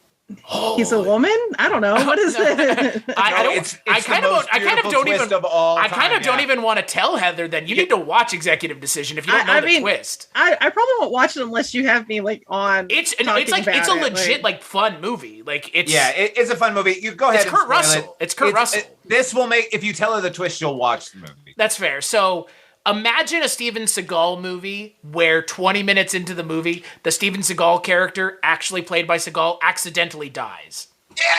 Oh, I've heard of this. Yeah, he dies. I've heard, yeah. And then it's like the rest of the movie is them being like, well, none of us are Seagal, so we have to figure out a way to fix it. No, the rest of the movie is them going like, hey, we got Kurt Russell and John Leguizamo here. We're all right. Fuck that Seagal. Oliver Platt. Yeah, it's great. It's great. Executive Decision's great, but it went from Executive Decision to the jingoist nightmare of Air Force One, which at this point, if you watch it now, it almost feels like a movie that should have been a parody because of how jingoistic and hyper-nationalist it is. Then to Turbulence, another movie on an airplane. This one happened to feature Ray Liotta. It's so good. You should watch Airplane. I like that movie. Exactly. Airplane's awesome. Airplane. What about Airplane 2, the sequel? No love for that? No, I like it. Shatner? I haven't seen it in a while. I saw it once. I haven't seen it. I'd say it's been years since I've seen the sequel. Well, you guys are ready for a review, I guess. Are you going to tell us to watch Caddyshack 2 next? Oh, God, no. That's so hateful. Don't do that. I think, Father Malone, haven't you gone on record defending that movie? Ew. I feel like you have. Ew. Maybe. No. Maybe. It's Dan Aykroyd. It's the power of Aykroyd. Actually, in that case, I'm not defending Aykroyd. I think he turns in a horrible performance in a check cashing grab. That's a nice way of putting that movie. Thank you. Directed by Alan Arkish. You know my love for Mr. Arkish, so I can't really slander that flick. But look at you! Whoa! I don't have the movie doesn't enter my consciousness, so I don't really have any. He has a big house because of it. I know it's terrible, but I also know the reason I defend it is what's his name? Randy Quaid's performance in the movie is fucking great, and he's really funny in every scene he's in. So that to me doesn't redeem the movie, but it makes the movie at least not like a total waste of time. Randy Quaid, known sane person. I miss Randy Quaid. Like, me too. Because he Freaked. We talked about Freaked earlier. Back to Freaked. Oh my God, he's so great in Freaked. And he makes that movie. Like, that movie's amazing, but that movie is legendary because of his performance. His performance is so good, you kind of forget that the movie is like an effects extravaganza. That's how funny and good he is. Oh my God, him and Brooke Shields. I love like that. Faddle. Styrofoam cup. Bad for the environment. I have to say, I found out something about Tom Mankiewicz while looking up notes for this. Is he directed Delirious? Yeah. But you know who's in John Delirious? Candy. John Candy. You know who else horse. You know who else is in it? Charles Rocket. Charles fucking Rocket. I'm so proud of you, shit. Chris. I knew where you were going with that one, Heather. You know me. You know me. You know do you know what else do you know what else Charles Rocket is in that I happen to be a fan of? Anything good? A little movie called Hocus Pocus, baby. He is in Hocus. Yeah, he's the dad in Hocus Pocus. He's great in Hocus Pocus. I almost for some reason I misremember him as being in Coneheads. He was not in Coneheads. Okay, he's not in Coneheads. No. I like that Coneheads movie. Speaking of Dan Aykroyd. That movie, No, he was in. No, Charles Rocket was in It's Pat, which is I dodged wrote one bullet. I wrote about It's Pat recently, which you can okay. read over at mondoheather.com. But It's Pat has some. It's not a good movie, but it's not as awful as people make it. It's not the worst thing in the world. I'm gonna shout out to a friend of mine named Jay Buell, who's in the crowd scene of the It's Pad movie during the concert scene. He's like, oh my god, he got to see Wayne. Yeah, he did. Oh, that's awesome. That's like Wayne's in it. Yes. And Charles Rocket. And Charles Rocket. Still a terrible movie. Don't watch it. No, watch it for Charles Rocket. Charles Rocket's fucking amazing in it. He's so good. Watch Max Headroom instead. No, watch both of them. Okay, fine. Watch Hocus Pocus. And then watch Albert Pune's Down Twisted, which is a really underrated movie. I need to watch that again, actually. Yeah, Down Twisted's really legit good. So I can't say It's Pat is legit good, but it's interesting. Albert Pune, known Captain America filmmaker. Albert Pune. That's the best one. Yep. That's from the movie. Sweet. That's the true Captain America that everybody wanted to see was the Matt Salinger. Yeah, the fake ears. Captain America with fake ears. That chunk of fucking wood, Matt Salinger. So inspiring. And you know what? I think the Red Skull should be from Italy. Why not? Okay. I mean, if Captain America has fake ears, everything's out the fucking window by that point. The fake ears is the best part. I just don't like the way the mask fits on my head. Then fucking fix it. Don't give him fake fucking ears. Yeah, how about just cut a hole and put his ears through it, dummies? Yeah. I'm really glad we decided to talk about this movie because I think I found a good trio here moving forward to pair the three of us off. Right? This is pretty good. Well, have we found our niche? What is that niche? Light comedy Gary that should have Sinise? been better? Gary Sinise. The Gary Sinise podcast. Talking all about Gary Sinise. That means we have to do Forrest Gump. Oh, yeah.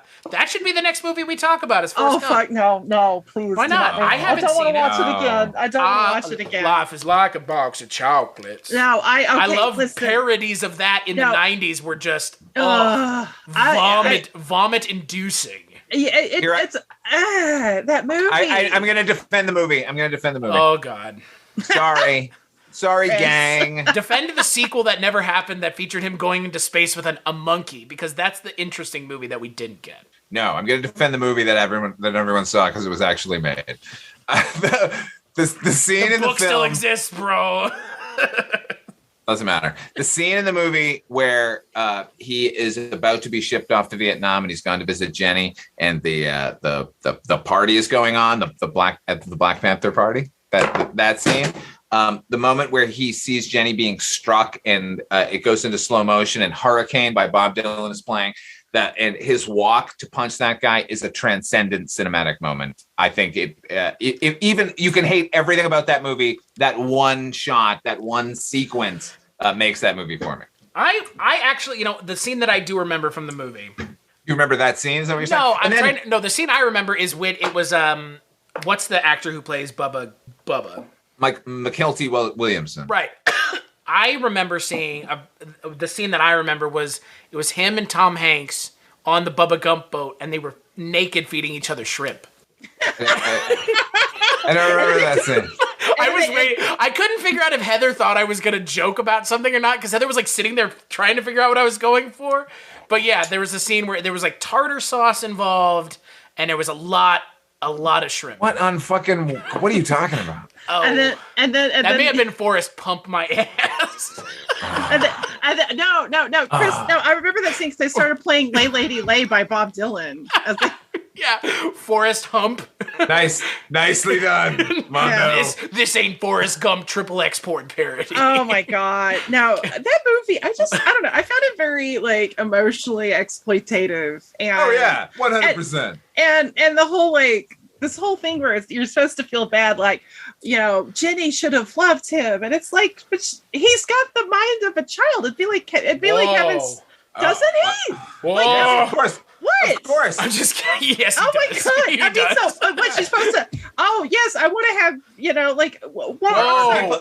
Are people saying that she should have loved him? Oh yeah, no, I've heard so many people say, "Oh, Jenny was a bitch," and it's like, fuck those people. I know, right? But also that movie it's just so obvious. It's like that. And you know what? It's Oscar bait. It's so funny, Heather, because you're absolutely right. Like the movie is just a machine trying to manipulate you into an emotion. But I gotta say, I don't know how we're talking about Forrest Gump, but what do you mean? We're talking about a Tom Hanks movie. It ain't that far off. It's not like we're talking about fucking Tremors or something.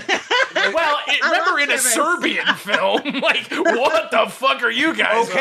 Okay, but in the early portion of the movie, young Forrest and young Jenny, when there's a line about Jenny coming over and like she always wanted to stay at my place, like she was scared to go home. I think it was that dog. That line makes me cry every time I hear it, thinking about this poor girl and the bullshit she's going on with. So I know the movie's maudlin, and I know it was designed to make me do that, but it makes me do it. So how can I deny it? It's like saying like Hanson is a terrible band, but that fucking Mbop song stuck in my head for 5 years. So like, who's winning, them or me? I will tell you that I am glad Forrest Gump exists solely for the Weird Al version. Oh, I love Lump, agree. but Gump instead. He's Gump. It's in his head. Da-da. And Weird Al's bald. Yeah. Gump sat alone in a shopping. Yeah, that's great. Yeah, you know what? You're right. Forrest Gump's a great movie because of that song. I still can't go there. No, fuck it all. We figured out the secret. Oh my god. No, I can know. I mean, Malone, I can respect that. I mean, I because I'm a belief. I'm not a fascist. Like if I hope I'm not a fascist. I don't know. But no, if something moves you, Heather Drain, cinema fascist. That's a documentary. What's your quantifier? Cinema fascist. That's my new Twitter bio. But no, but I mean, if something moves somebody, that's what art is all about. Like, even if it doesn't move me, if it moves somebody, it genuinely, fuck it. Life is short, and they're the horrible people doing horrible things on this planet. Somebody liking a movie or a song or a book, it's not a crime. Granted, I don't like Forrest Gump. I feel like it doesn't have a real heart to it. Like, a movie that makes me cry would be like Hodorowski's Dance of Reality. That movie makes me weep like a baby. Like, I feel the pulse in it. I feel the heart in it. Well, and the question... you can't cry at both? Whoa. Forrest Gump doesn't make me cry. It just makes me upset because I feel, to me, it's like a stripper. Like, it's like, this isn't coming at me with love. Right. Or genuine. That's the point. Yeah, no, and I was about to say this, like something similar. The question I kind of have, now that we're here on this topic, is a movie that exploits your emotions intentionally, is that as valid as a movie that just gets an emotional reaction from you? Do you know what I mean? I think it depends on how skillfully you've been manipulated. Like, I think the movie that without realizing it, you mean? Yeah, I think if the movie is designed to make you do that, like, because what you're describing to me is like also what a horror movie is. Right, exactly. You know what I mean? Like, but the best horror movies, am I going to be mad at a horror movie because it scared me? Right. No, but to the same time, the best horror movies the best horror movies anymore use jump scares sparingly. Right. Which is emotional manipulation because they know how to do it without it. But a skillfully done jump scare to me is just as valid, and I'm not gonna take anything away from an otherwise great movie because they resorted to the basest version, as long as they did it well. That's fair. I guess the real question I had is why didn't Tom Hanks for Forrest Gump? Why didn't he bring Dan Aykroyd back to do City of Crime, the Forrest Gump version? I love shrimp. Oh, is that the Art of Noise got involved too? Okay. Yeah, right. Yeah. Hey, you know what still blows my mind to this day? Forrest Gump is one of the few movies, dare I say the only movie, that exists that has a fucking themed restaurant, that has been successful for 30 fucking years. What about Twin Peaks? That has nothing to do with the show. That has to do with breasts. Wait a minute. Is that a booby joke? I was so disappointed because when I first heard like they had one like in the area, I got excited thinking it was going to be a David Lynch. and I looked it up and I was like, oh god damn it! Like this is just fucking Hooters. I used to work at a year-round haunted house on the Las Vegas Strip called the Goratorium. That's awesome. And we were next to a Twin Peaks, and God. Oh my God, we had to ride this freight elevator, and we were just like covered in wounds and blood and carrying chainsaws, and all these like skinny girls just going like, eh. But no, I mean Bubba Gump is, every boardwalk and tourist trap's favorite restaurant. They have one at the Navy Pier in Chicago. Have you been? They have one at fuck no. Nor have I. Why would I? Who goes to Bubba Gump? The same people that go to Hard Rock? Apparently, yeah, a lot of fucking people because they're everywhere. Are they everywhere? Or are they in places where they're I don't want to be? I think both. Right, they're everywhere, and yet they're places I like. The restaurants that are in Times Square. I don't think I have any interest in going to them outside of Times Square. Let's put it that way. What about Subway? Named after actually, I don't know if you know this, Chris. The sandwich chain, super chain Subway, is based off the Christopher Lambert movie. I thought it was based off of that scene in Oh my God, wouldn't that be the greatest sandwich chain of all time? I would actually eat at Subway. Spiky hair.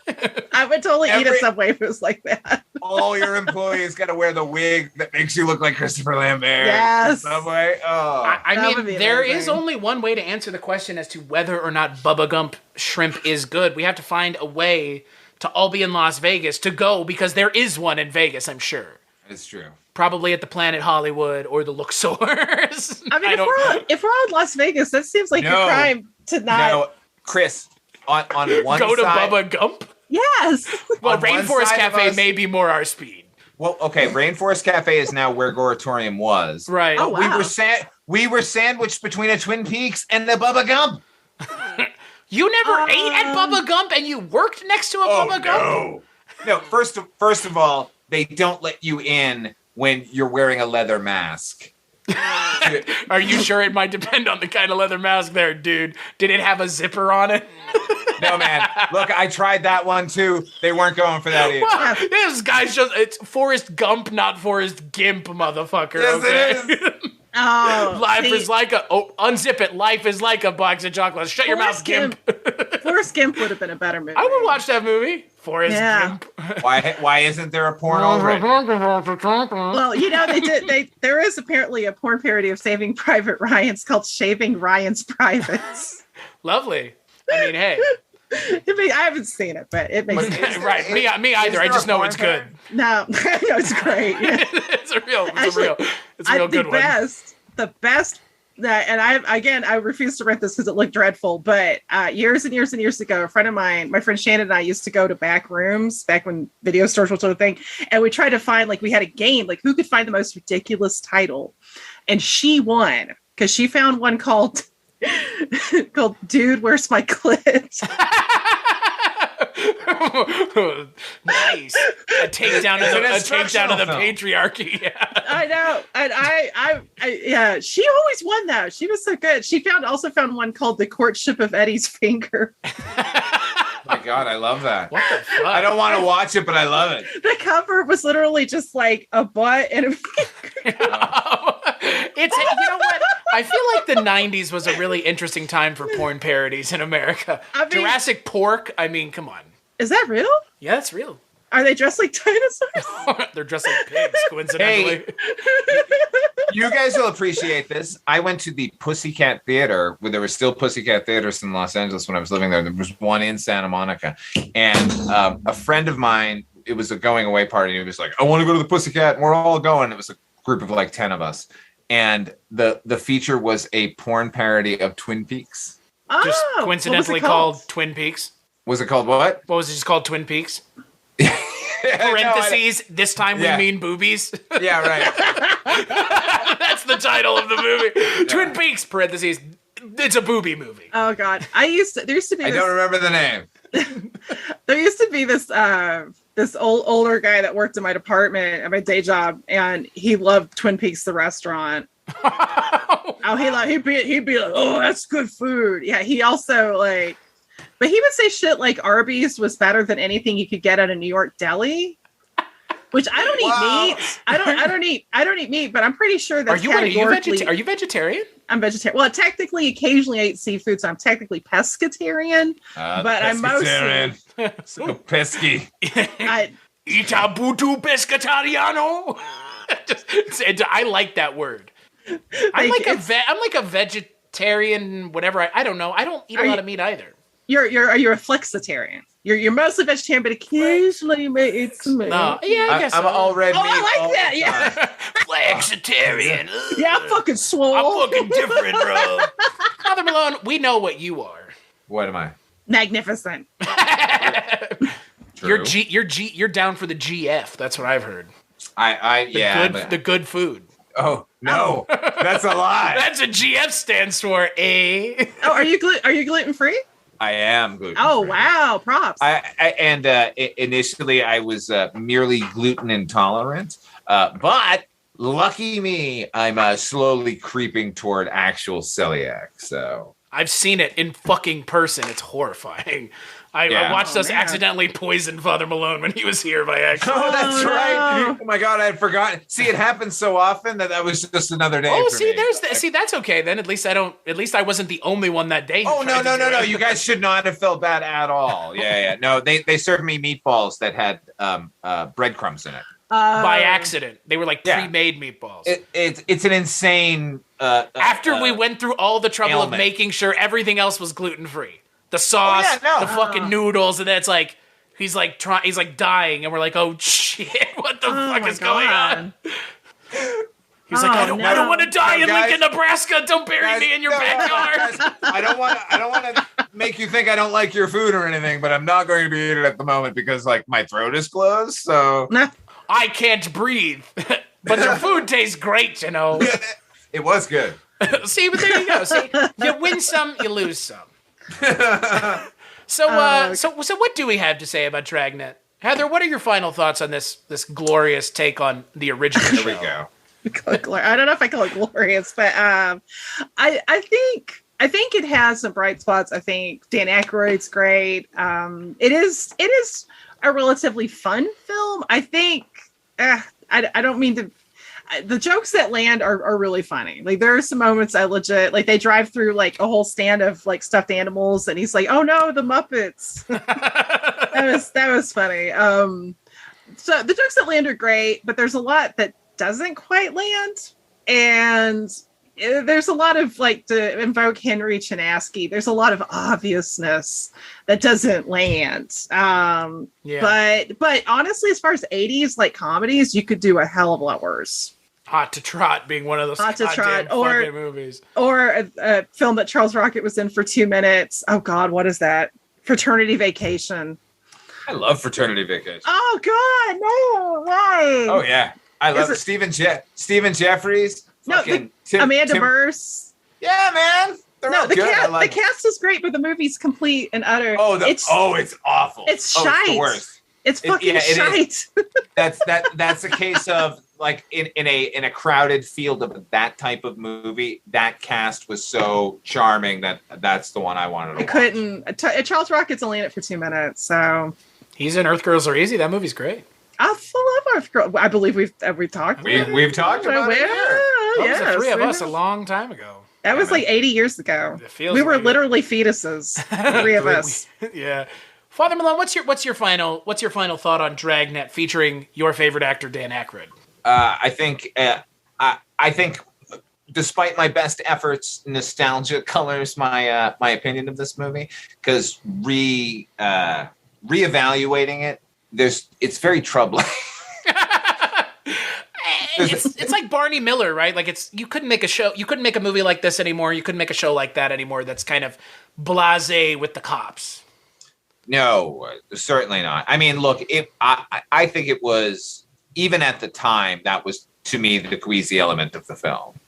The sort of embracing the sort of more fascistic elements of the Los Angeles Police Department, which to me didn't make sense from somebody like Aykroyd, but at the same time made total sense from somebody like Aykroyd. I happen to think that like this role was he was born to play this role because we're talking about a guy who is like the most sort of out there liberal cuckoo nutcase, but also has from time immemorial fetishized everything about law enforcement. Like his badge collection is renowned. So here's a chance to What? to find. Wait, what is it? You're just gonna fucking hang a lantern on that? I know. What? Is What do this you mean? real? Does he What do really I have a mean? badge? What do I mean by what Oh, the do you guys? hell are? Do you not know that? No. No.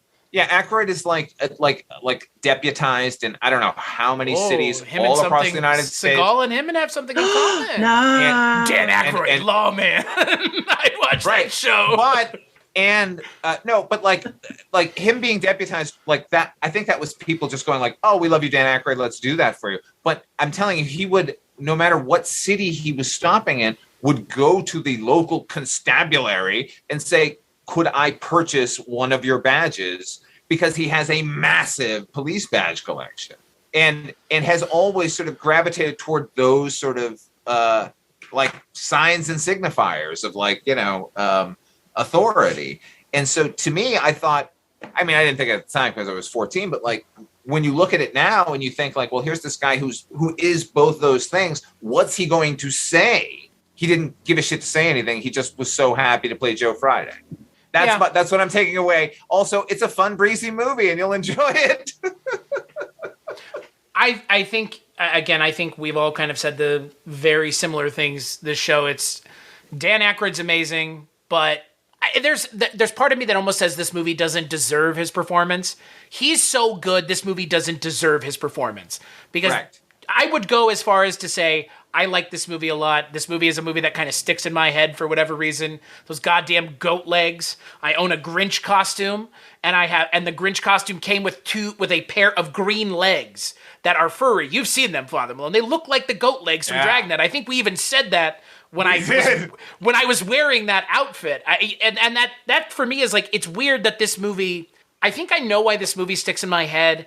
And there were a select group of movies that I saw when I was probably 9 or 10 on DivX. And this was one of them. So was Fletch. So was Basketball. And so was Mallrats. And for whatever reason, those kind of movies in that same milieu kind of all... I don't know. They hit my brain in a certain way that like this movie, I associate this movie with Fletch. And I could watch this and Fletch in the same evening and feel pretty contented that I've watched an evening of like 3.5 hours of good movies for the most part. One much better than the other, but in the same vein. You couldn't have Chevy Chase and Dragnet though, because that would just be, It would be awful. Yeah. It would be so much worse. It'd be like Spies Like Us, right? Spies Like Us. Oof. Wow, that's an interesting list, Chris. In college, the two comedies I watched the most was Pink Flamingos and Basketball. I love Basketball. I love Basketball so much too. It's such a God. good movie. I mean, the soundtrack's amazing. The actors are amazing. I actually like it better than the South Park movie. I've never even seen the South Park movie. You're fine. It's fine. It's not bad, but Basketball's way better. Plus, you have the hey, it's Skidmark Steve, and Dean Backer's in it, and everybody knows how much Mike White loves Dean Backer. Oh God! Did he tell us he's like he's a little bitch in real life? Yeah, he is a little bitch in real life. We have to. Yeah, What's Mike got against him? He's been trying since he essentially started the podcast to get Dean Backer for like 6 or 7 years, and just recently, Dean Backer was like, "I won't do anything regarding the porn industry anymore. I want to distance myself from Orgasmo." Are you sure? Oh shit! I didn't even hear serious. that part. The last thing I had heard was that he would maybe be on the show, Facebook but only Messenger? through Facebook Messenger, which is bizarre. Yeah, he ended up telling super Mike. weird. He ended up telling Mike like, "I won't do it because I don't want to be associated with the porn industry." Hey, asshole! You made the fucking movie, dude. Yeah. Also, what? nobody saw They're your not. ring. It's not an actual porn movie. That's like also- saying George C. Scott was in a porno because he did hardcore. It's stupid. And also, like, I watched that again just like 2 weeks ago. That's so weird. Anyway. Turn it off. Dean Backer, nobody cares about Dean Backer. Oh, I'm sorry. Nobody cares about George C. Scott. I mean, Oh, no, that's in not true. hardcore, he's great. I love You know George. what? George C. Scott. George C. Scott was a bad human being who beat women. Oh, he was. Oh, he Yeah. was. Oh yeah, like he Yeah, he was. like put them in the hospital kind of Yeah, shit. yeah, Like, yeah. Fuck that guy. Campbell Scott, though, he's great. Campbell Scott beats up mice. I'm joking. I don't know. Oh my God, that's awful. My heart just like... he hurts animals. But Father Malone, as we bring this episode to a close, what are your thoughts on 1997 to 1998's Dan Aykroyd-led sitcom Soul Man? Listen. Now, what are you going to say to that? Listen, don't. You know, make an excuse for Dan, Mike. I'm not. You know what? I'm not going to make. I don't. First of all, I don't need to make any excuse for Dan Aykroyd. That man wrote the fucking Blues Brothers and created the Ghostbusters. He doesn't need my. But yeah, I will. But I will now appeal to you as a human being. Don't kick him when he's down. I love Dan Aykroyd. I have gone on record multiple times saying that I would love to talk to Dan Aykroyd for my other show because of that Cuckoo Bananas 1 hour. Have you seen this, Heather? Do you know the true Dan Aykroyd?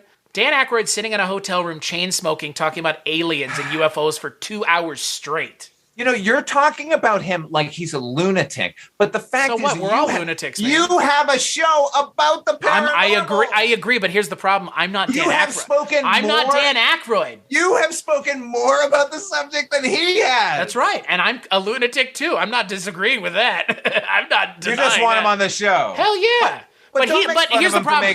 Here's the problem. The problem is it's like some random dude on the internet approached Dan Aykroyd and stuck him in front of a camera and is just like, Dan, talk about aliens. And like I would love to be given that opportunity, but that guy didn't do very much with it either. You've got Dan Aykroyd. His family, like the he did what he could. The guy had some one. The crazy thing about Dan Aykroyd is how involved his family was in like spiritualism, and, like, paranormal psychology and stuff. Dan it's Aykroyd insane. is a cool motherfucker. Totally. Like, I mean, yeah. No, Dan Aykroyd, the human being and the actor, I'm a fan of. As much as we've clowned on him in this episode, I would be able to have an amazing evening and drinks with Dan Aykroyd, as I'm sure the three of us would, because he's a genuinely interesting human being. Yes, and I liked his vodka. I have a bottle at my house. I have a bottle that's like half full. It's vodka, right? It's okay, vodka. Yeah, I'm not the biggest vodka drinker. It was fine. He was in Evolution. Come on, that movie's great. The problem with the vodka is he makes it sound like you're going to be drinking, ambrosia, and it's vodka. Hey, vodka's never going to taste like ambrosia. That's fair. And hey, don't forget, Dan Aykroyd also I would consider a rather smart businessman, not only a vodka man, but also he was one of the co-founders of the House of Blues. Sure was, yeah. Which is, fucking good on you. Holy shit, man! Like, yeah, I mean, look, I get like they took a lot of flack for how corporatized they were and whatever, but like I saw some fucking awesome bands that I wouldn't have because Bob Dylan plays at the House of Blues in Dallas. Like, okay, tell me how that's not a legitimate fucking venue, please. Like ultimately, like whatever corporate thing was going on does not change the fact that they brought the music to the people for a long time. So God bless them. And God bless Dan Aykroyd. Yeah. Amen. I didn't mean to cut you off, Heather. Sorry. No. I was just my mind just went back to the time I played Rock Band with my mother years ago, and Tangled Up in Blue came up, and I was doing the microphone, and I do a really horrible Bob Dylan impersonation, and I started doing it while singing it, and then I cracked myself up so much that we had to pause the game because I had to go pee.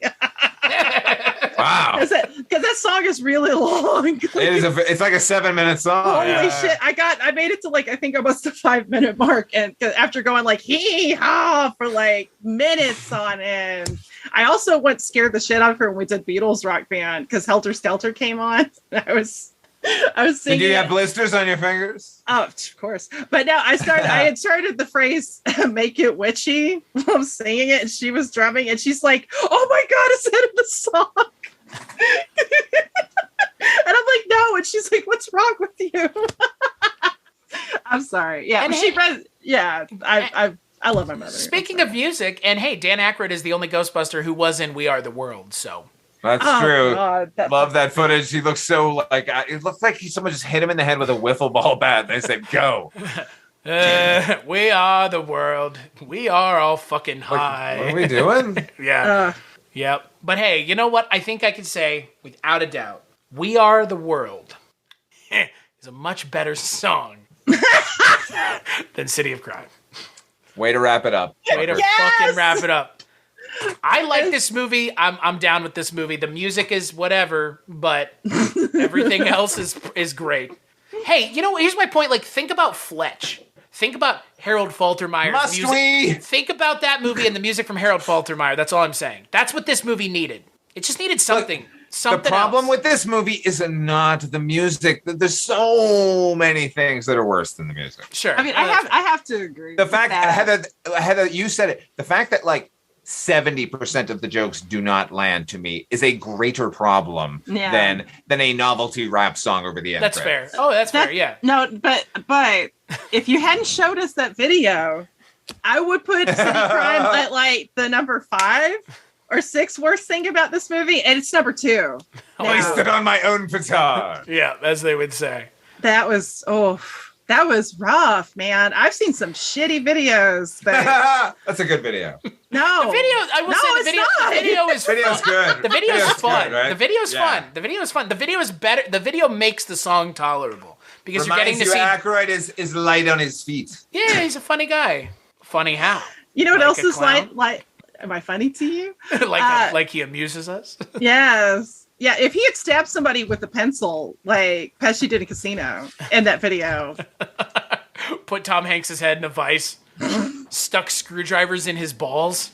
Ice picks in his balls. That's what Joe Pesci says. Sorry. Oh my God, that's a new Dick Vane song, dude. Ice picks in my balls. Oh my God. Dick Vane with some great, truly original music offerings. Oh my God. So speaking of Dick Vane, Heather, if people want to find you on the internet and they can't find Dick Vane, holy shit! What kind of segue was that? If they can't find Dick Vane, where could they find you? If DickVane.com's not taken yet, I have to go buy it. Please do, because I'm not going to. Dick Vane and then Dick Vane Dyke. Also, I think I want to change our album cover art to, instead of an Applebee's, we're setting fire to a Bubba Gumps. Bubba Gumps. And with an Applebee's burning on the horizon. Yeah. Yes. Oh. Like the city on the hill. Slow progression of all the chain restaurants. That would be so beautiful. Straight out of fast food, baby. Yes, right. Take that, Chili's. Yeah. Oh God. I know. Yeah, it's awful. Like, why do you hate yourself, people? Don't the hate is real. It's like, I hate you, body. Take this. You want some more delicious food? You come to the wrong place. Yeah. Do you like your food microwaved? Yeah. Ooh. Turns out I do. I like when someone else does it for me, actually. Yes. I don't even have to do it myself. That's right. And also now featuring 80% less human DNA in your food. Pure quality. Brought to you by Benny, Keith, and Cisco. True food proprietors to the stars. Boy, we're just dragging everybody on this episode. Yeah. Where are we? Drag Fest 20. Instead of Ego Fest, Drag Fest. That's right. We're coming for your But we can only do this podcast in drag. Gird your loins, Mike. We're coming. Father Malone. You like that? I love Mike White. Why was that? Oh no, I said we should do the podcast in drag. Oh, in drag. Drag. Well, I do have a yeah. I don't know what Father Malone looks like in drag. I don't know what I look like in drag. I look hot. You're like it's the green hair, really, that does it. It's the. No. I'll be wearing a wig. Why? A green wig? Yeah. Sweet. Nice. I have a much longer green wig. Makes sense. Then you're like, would you do me? Yeah. I do. Oh, by the way, I not only have like a long mane of green hair, I also have a fro of green hair. So you like the Jackie Brown thing? Totally, dude. I should next time we get together, I'll wear my fro. Giant green, comically large green afro. Yeah. Father Malone looking like God knows what today. Listen here, Webster, calm down. That's a fucking. How big is it? Is it like a big afro? No, it's moderate. It's a good size. It's like it's a natural. Moderate afros. Yeah. Not big, not small. Moderate afros. It's a respectable. Yes. This isn't too crazy. That's the name of our store, Afros in Moderation. Afro. For the moderate drag dresser. You're joking, but that's the website you should go get. Afrosinmoderation.com. Totally, man. I feel like Dick Vane's probably taken anyways. Oh, it's probably Oh, he taken. got it, I bet. Yeah. Well, where can people find you, Heather, on the internet? Not at dickvane.com. Yeah, please, nobody, don't do that. It's probably going to have viruses on it or something. Or you might get viruses from it, that's for sure. Oh, all of them. You got the herpetitis and you got everything. STD cocktail. It's when herpes and hepatitis have a baby. Exactly. And but you will not get herpetitis when you visit my website, mondoheather.com. You can also read some of my writings over at diaboliquemagazine.com. I also have a Patreon. So if you like supporting my brand of literary wit and whimsy, I think I'm saying that like with a question mark, but and whimsy question and mark? whimsy, yes. But no, so you can find me there. I'm also on Twitter and Instagram under, of course, at Mondo Heather. Wit guaranteed. Whimsy is optional. It's some things have more whimsy than others. Optional, It's optional whimsy. optional whimsy. Court mandated whimsy. I'm bringing you your whimsy. What about you? Put it under the door. What about you, King? 10 feet, stand at the bars. Don't look at me. I'm putting your whimsy on the floor. Okay, you can have it now. Actually, I like to put my whimsy in a drawer and shut it.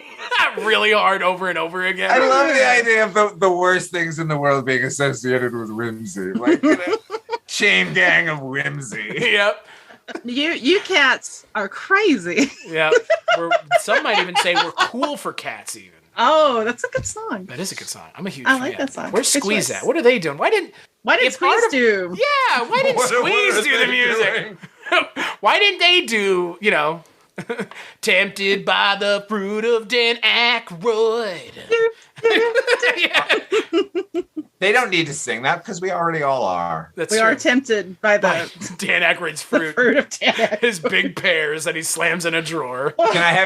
Is it okay if I have a younger Dan Aykroyd fruit? No, you get driving Miss Daisy. It's got to be 69-year-old Dan Aykroyd fruit. That's right. No.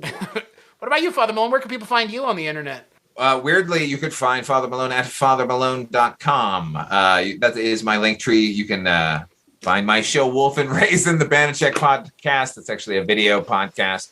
I also do one called, what is our show called? Dreams for Sale, the Twilight Zone 85 podcast. Oh, Kristen, you're talking to me. Yes, I was asking you, you prick. You know what's for sale, and it's dreams. But it's been so long since I've said the words out loud. That's fair. That's fair. Speaking of which, Chris and Mike White over at the projection booth and I have a newer podcast that I am not waiting until next year to start releasing called don't wait.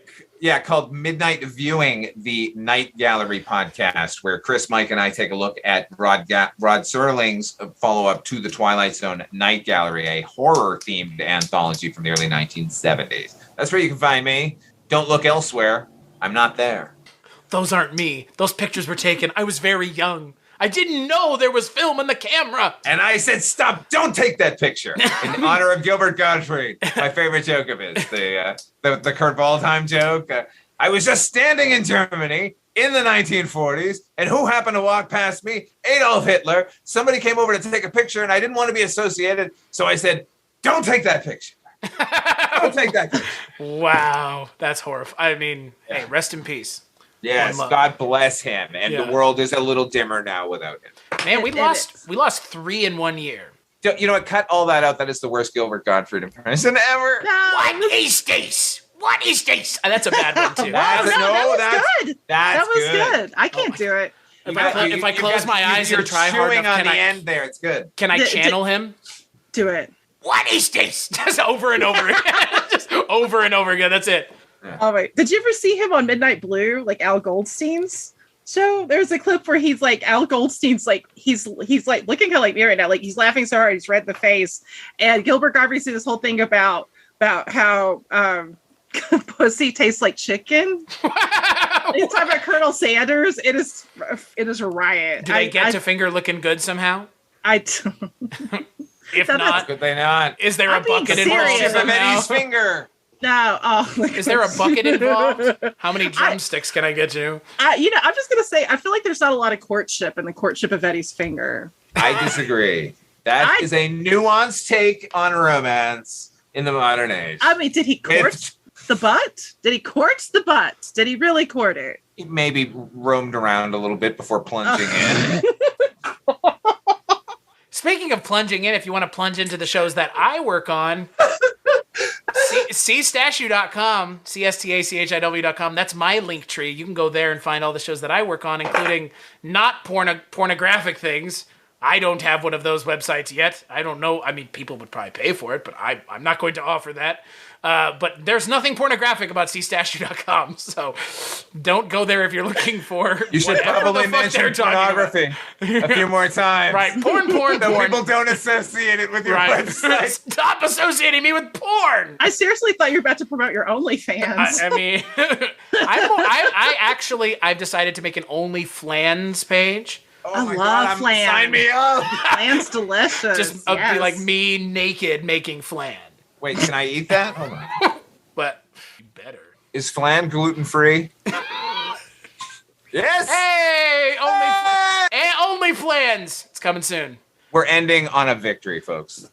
So I would like to ask y'all, since we've plugged our stuff, and I want to thank you for joining me, and we've talked about porno so much on this show. Heather, what is the porn title of your Dragnet porn parody? Oh God. That's hard. That's not sorry. Putting you on the spot's the best part, not giving you an opportunity to think about it. Father Malone, don't think. I already got it.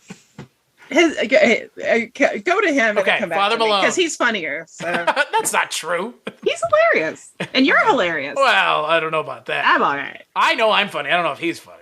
I got him. See, you thought I was saying me, but I was saying you. That's the joke. Gotcha.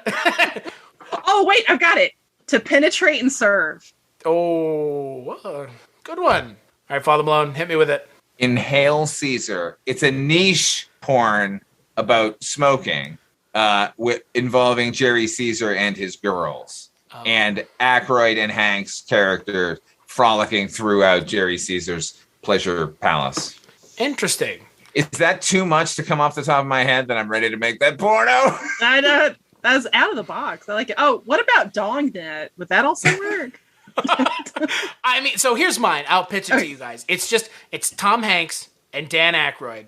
Same role, same everything. But it's just them fishing, but like trawling. Like they're undercover police officers on a boat. And they're trying to, it's like a smuggling thing. And it's just called Cumnet.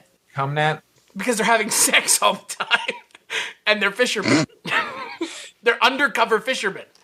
I was kind of like, I'm just into the idea of that movie in general, the undercover fisherman angle. But they have sex. Like, just constantly. I'm into that too. Constantly, sure. I mean, Tom Hanks and Dan Aykroyd as two fishermen on a gay fishing boat. Oh, I didn't know there was a gay angle to this. Okay. Well, they're gay together. Well, they have to be. Right. It's like I figured they were gay. I didn't know it was a gay cruise. It's like cruising. It's not a gay cruise. What's that movie? It's like with cruising. Cuba Gooding Jr. Oh, Boat Trip.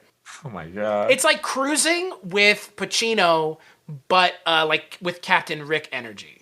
Captain Ron energy with Kurt Russell, excuse me. But with Tom Hanks and Dan Aykroyd. I got a friend in that movie as well. Filmmaker Carty Talkington is the messenger at the beginning of Captain Ron, where he delivers the thing to give him the boat.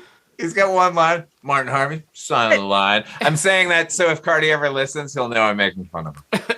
But that's Cumnet. Cumnet. I have a lot of questions about this, Chris. Cut everything out. Just, it's just them having sex on a boat. Wait. Do you have mer people in this? Do they have sex with mer people? No, okay, a better idea. Does somebody get raped by a dolphin? Oh, Jesus Christ. Good God. No, dolphins legit will try and rape Glad you said it, Heather. The other idea would be Dan Aykroyd and Tom Hanks have to go undercover as lunch ladies at a school, and they constantly have to wear hairnets, and it's just called Cumnet. Or no, if they're doing that, it should be called box lunch. Hey. What's wrong with hairnet? Ew. or we could just call it just the cum. Just the facts? Or what about just the cum of us? Just Joe Friday, just the cum, ma'am. Yeah. Okay. To enforce the cum. To enforce the cum. That's all. That's all. Just the cum, ma'am. Come on, Father Malone. Wouldn't we just call it Dragnet and make it about drag queens? Oh. I love drag queens. But are they libidinous drag queens? Are they libidinous? Yes, because we're making a porn parody. I guess the question is it just the cum, ma'am, or just the jizz, ma'am? Or jism? Just the jizz, ma'am, because that's close to facts. Actually, Chisholm is the porn parody of Chisholm. Right. Well, of course. Just the jizz, ma'am. Well, no, cum's better. Just the cum. Yeah, I'd watch that. Just the cum, man. Yeah, I mean, hey, this movie ends on a sex joke, so... Our sex jokes are better than most of that movie's jokes. Because, hey, legit. Joking about somebody's virginity is funny. That was weird. I do like Alexandra Paul. We didn't even get to talk about her. No. I do like her. She's and you good. know what? She's she's gone to jail for like doing environmental protests, and she refused to get a boob job on Baywatch. She basically told the producers to fuck off. She's awesung. Alexandra Paul is good. legit. And Christine. See? And hey, she was... Cumstein? That's the movie about Chevy Chase's roommate in Caddyshack, Mitch Cumstein. Or it's Christine, but instead of hungry for murder, she's hungry for cum. Stick your dick in my drive shaft. Let's figure out where this is going. Well, ladies and gentlemen, that's our show, and you know, we've got a lot of problems we're gonna have to sort out afterwards. So good. Not me. Catch us on the next episode, I guess.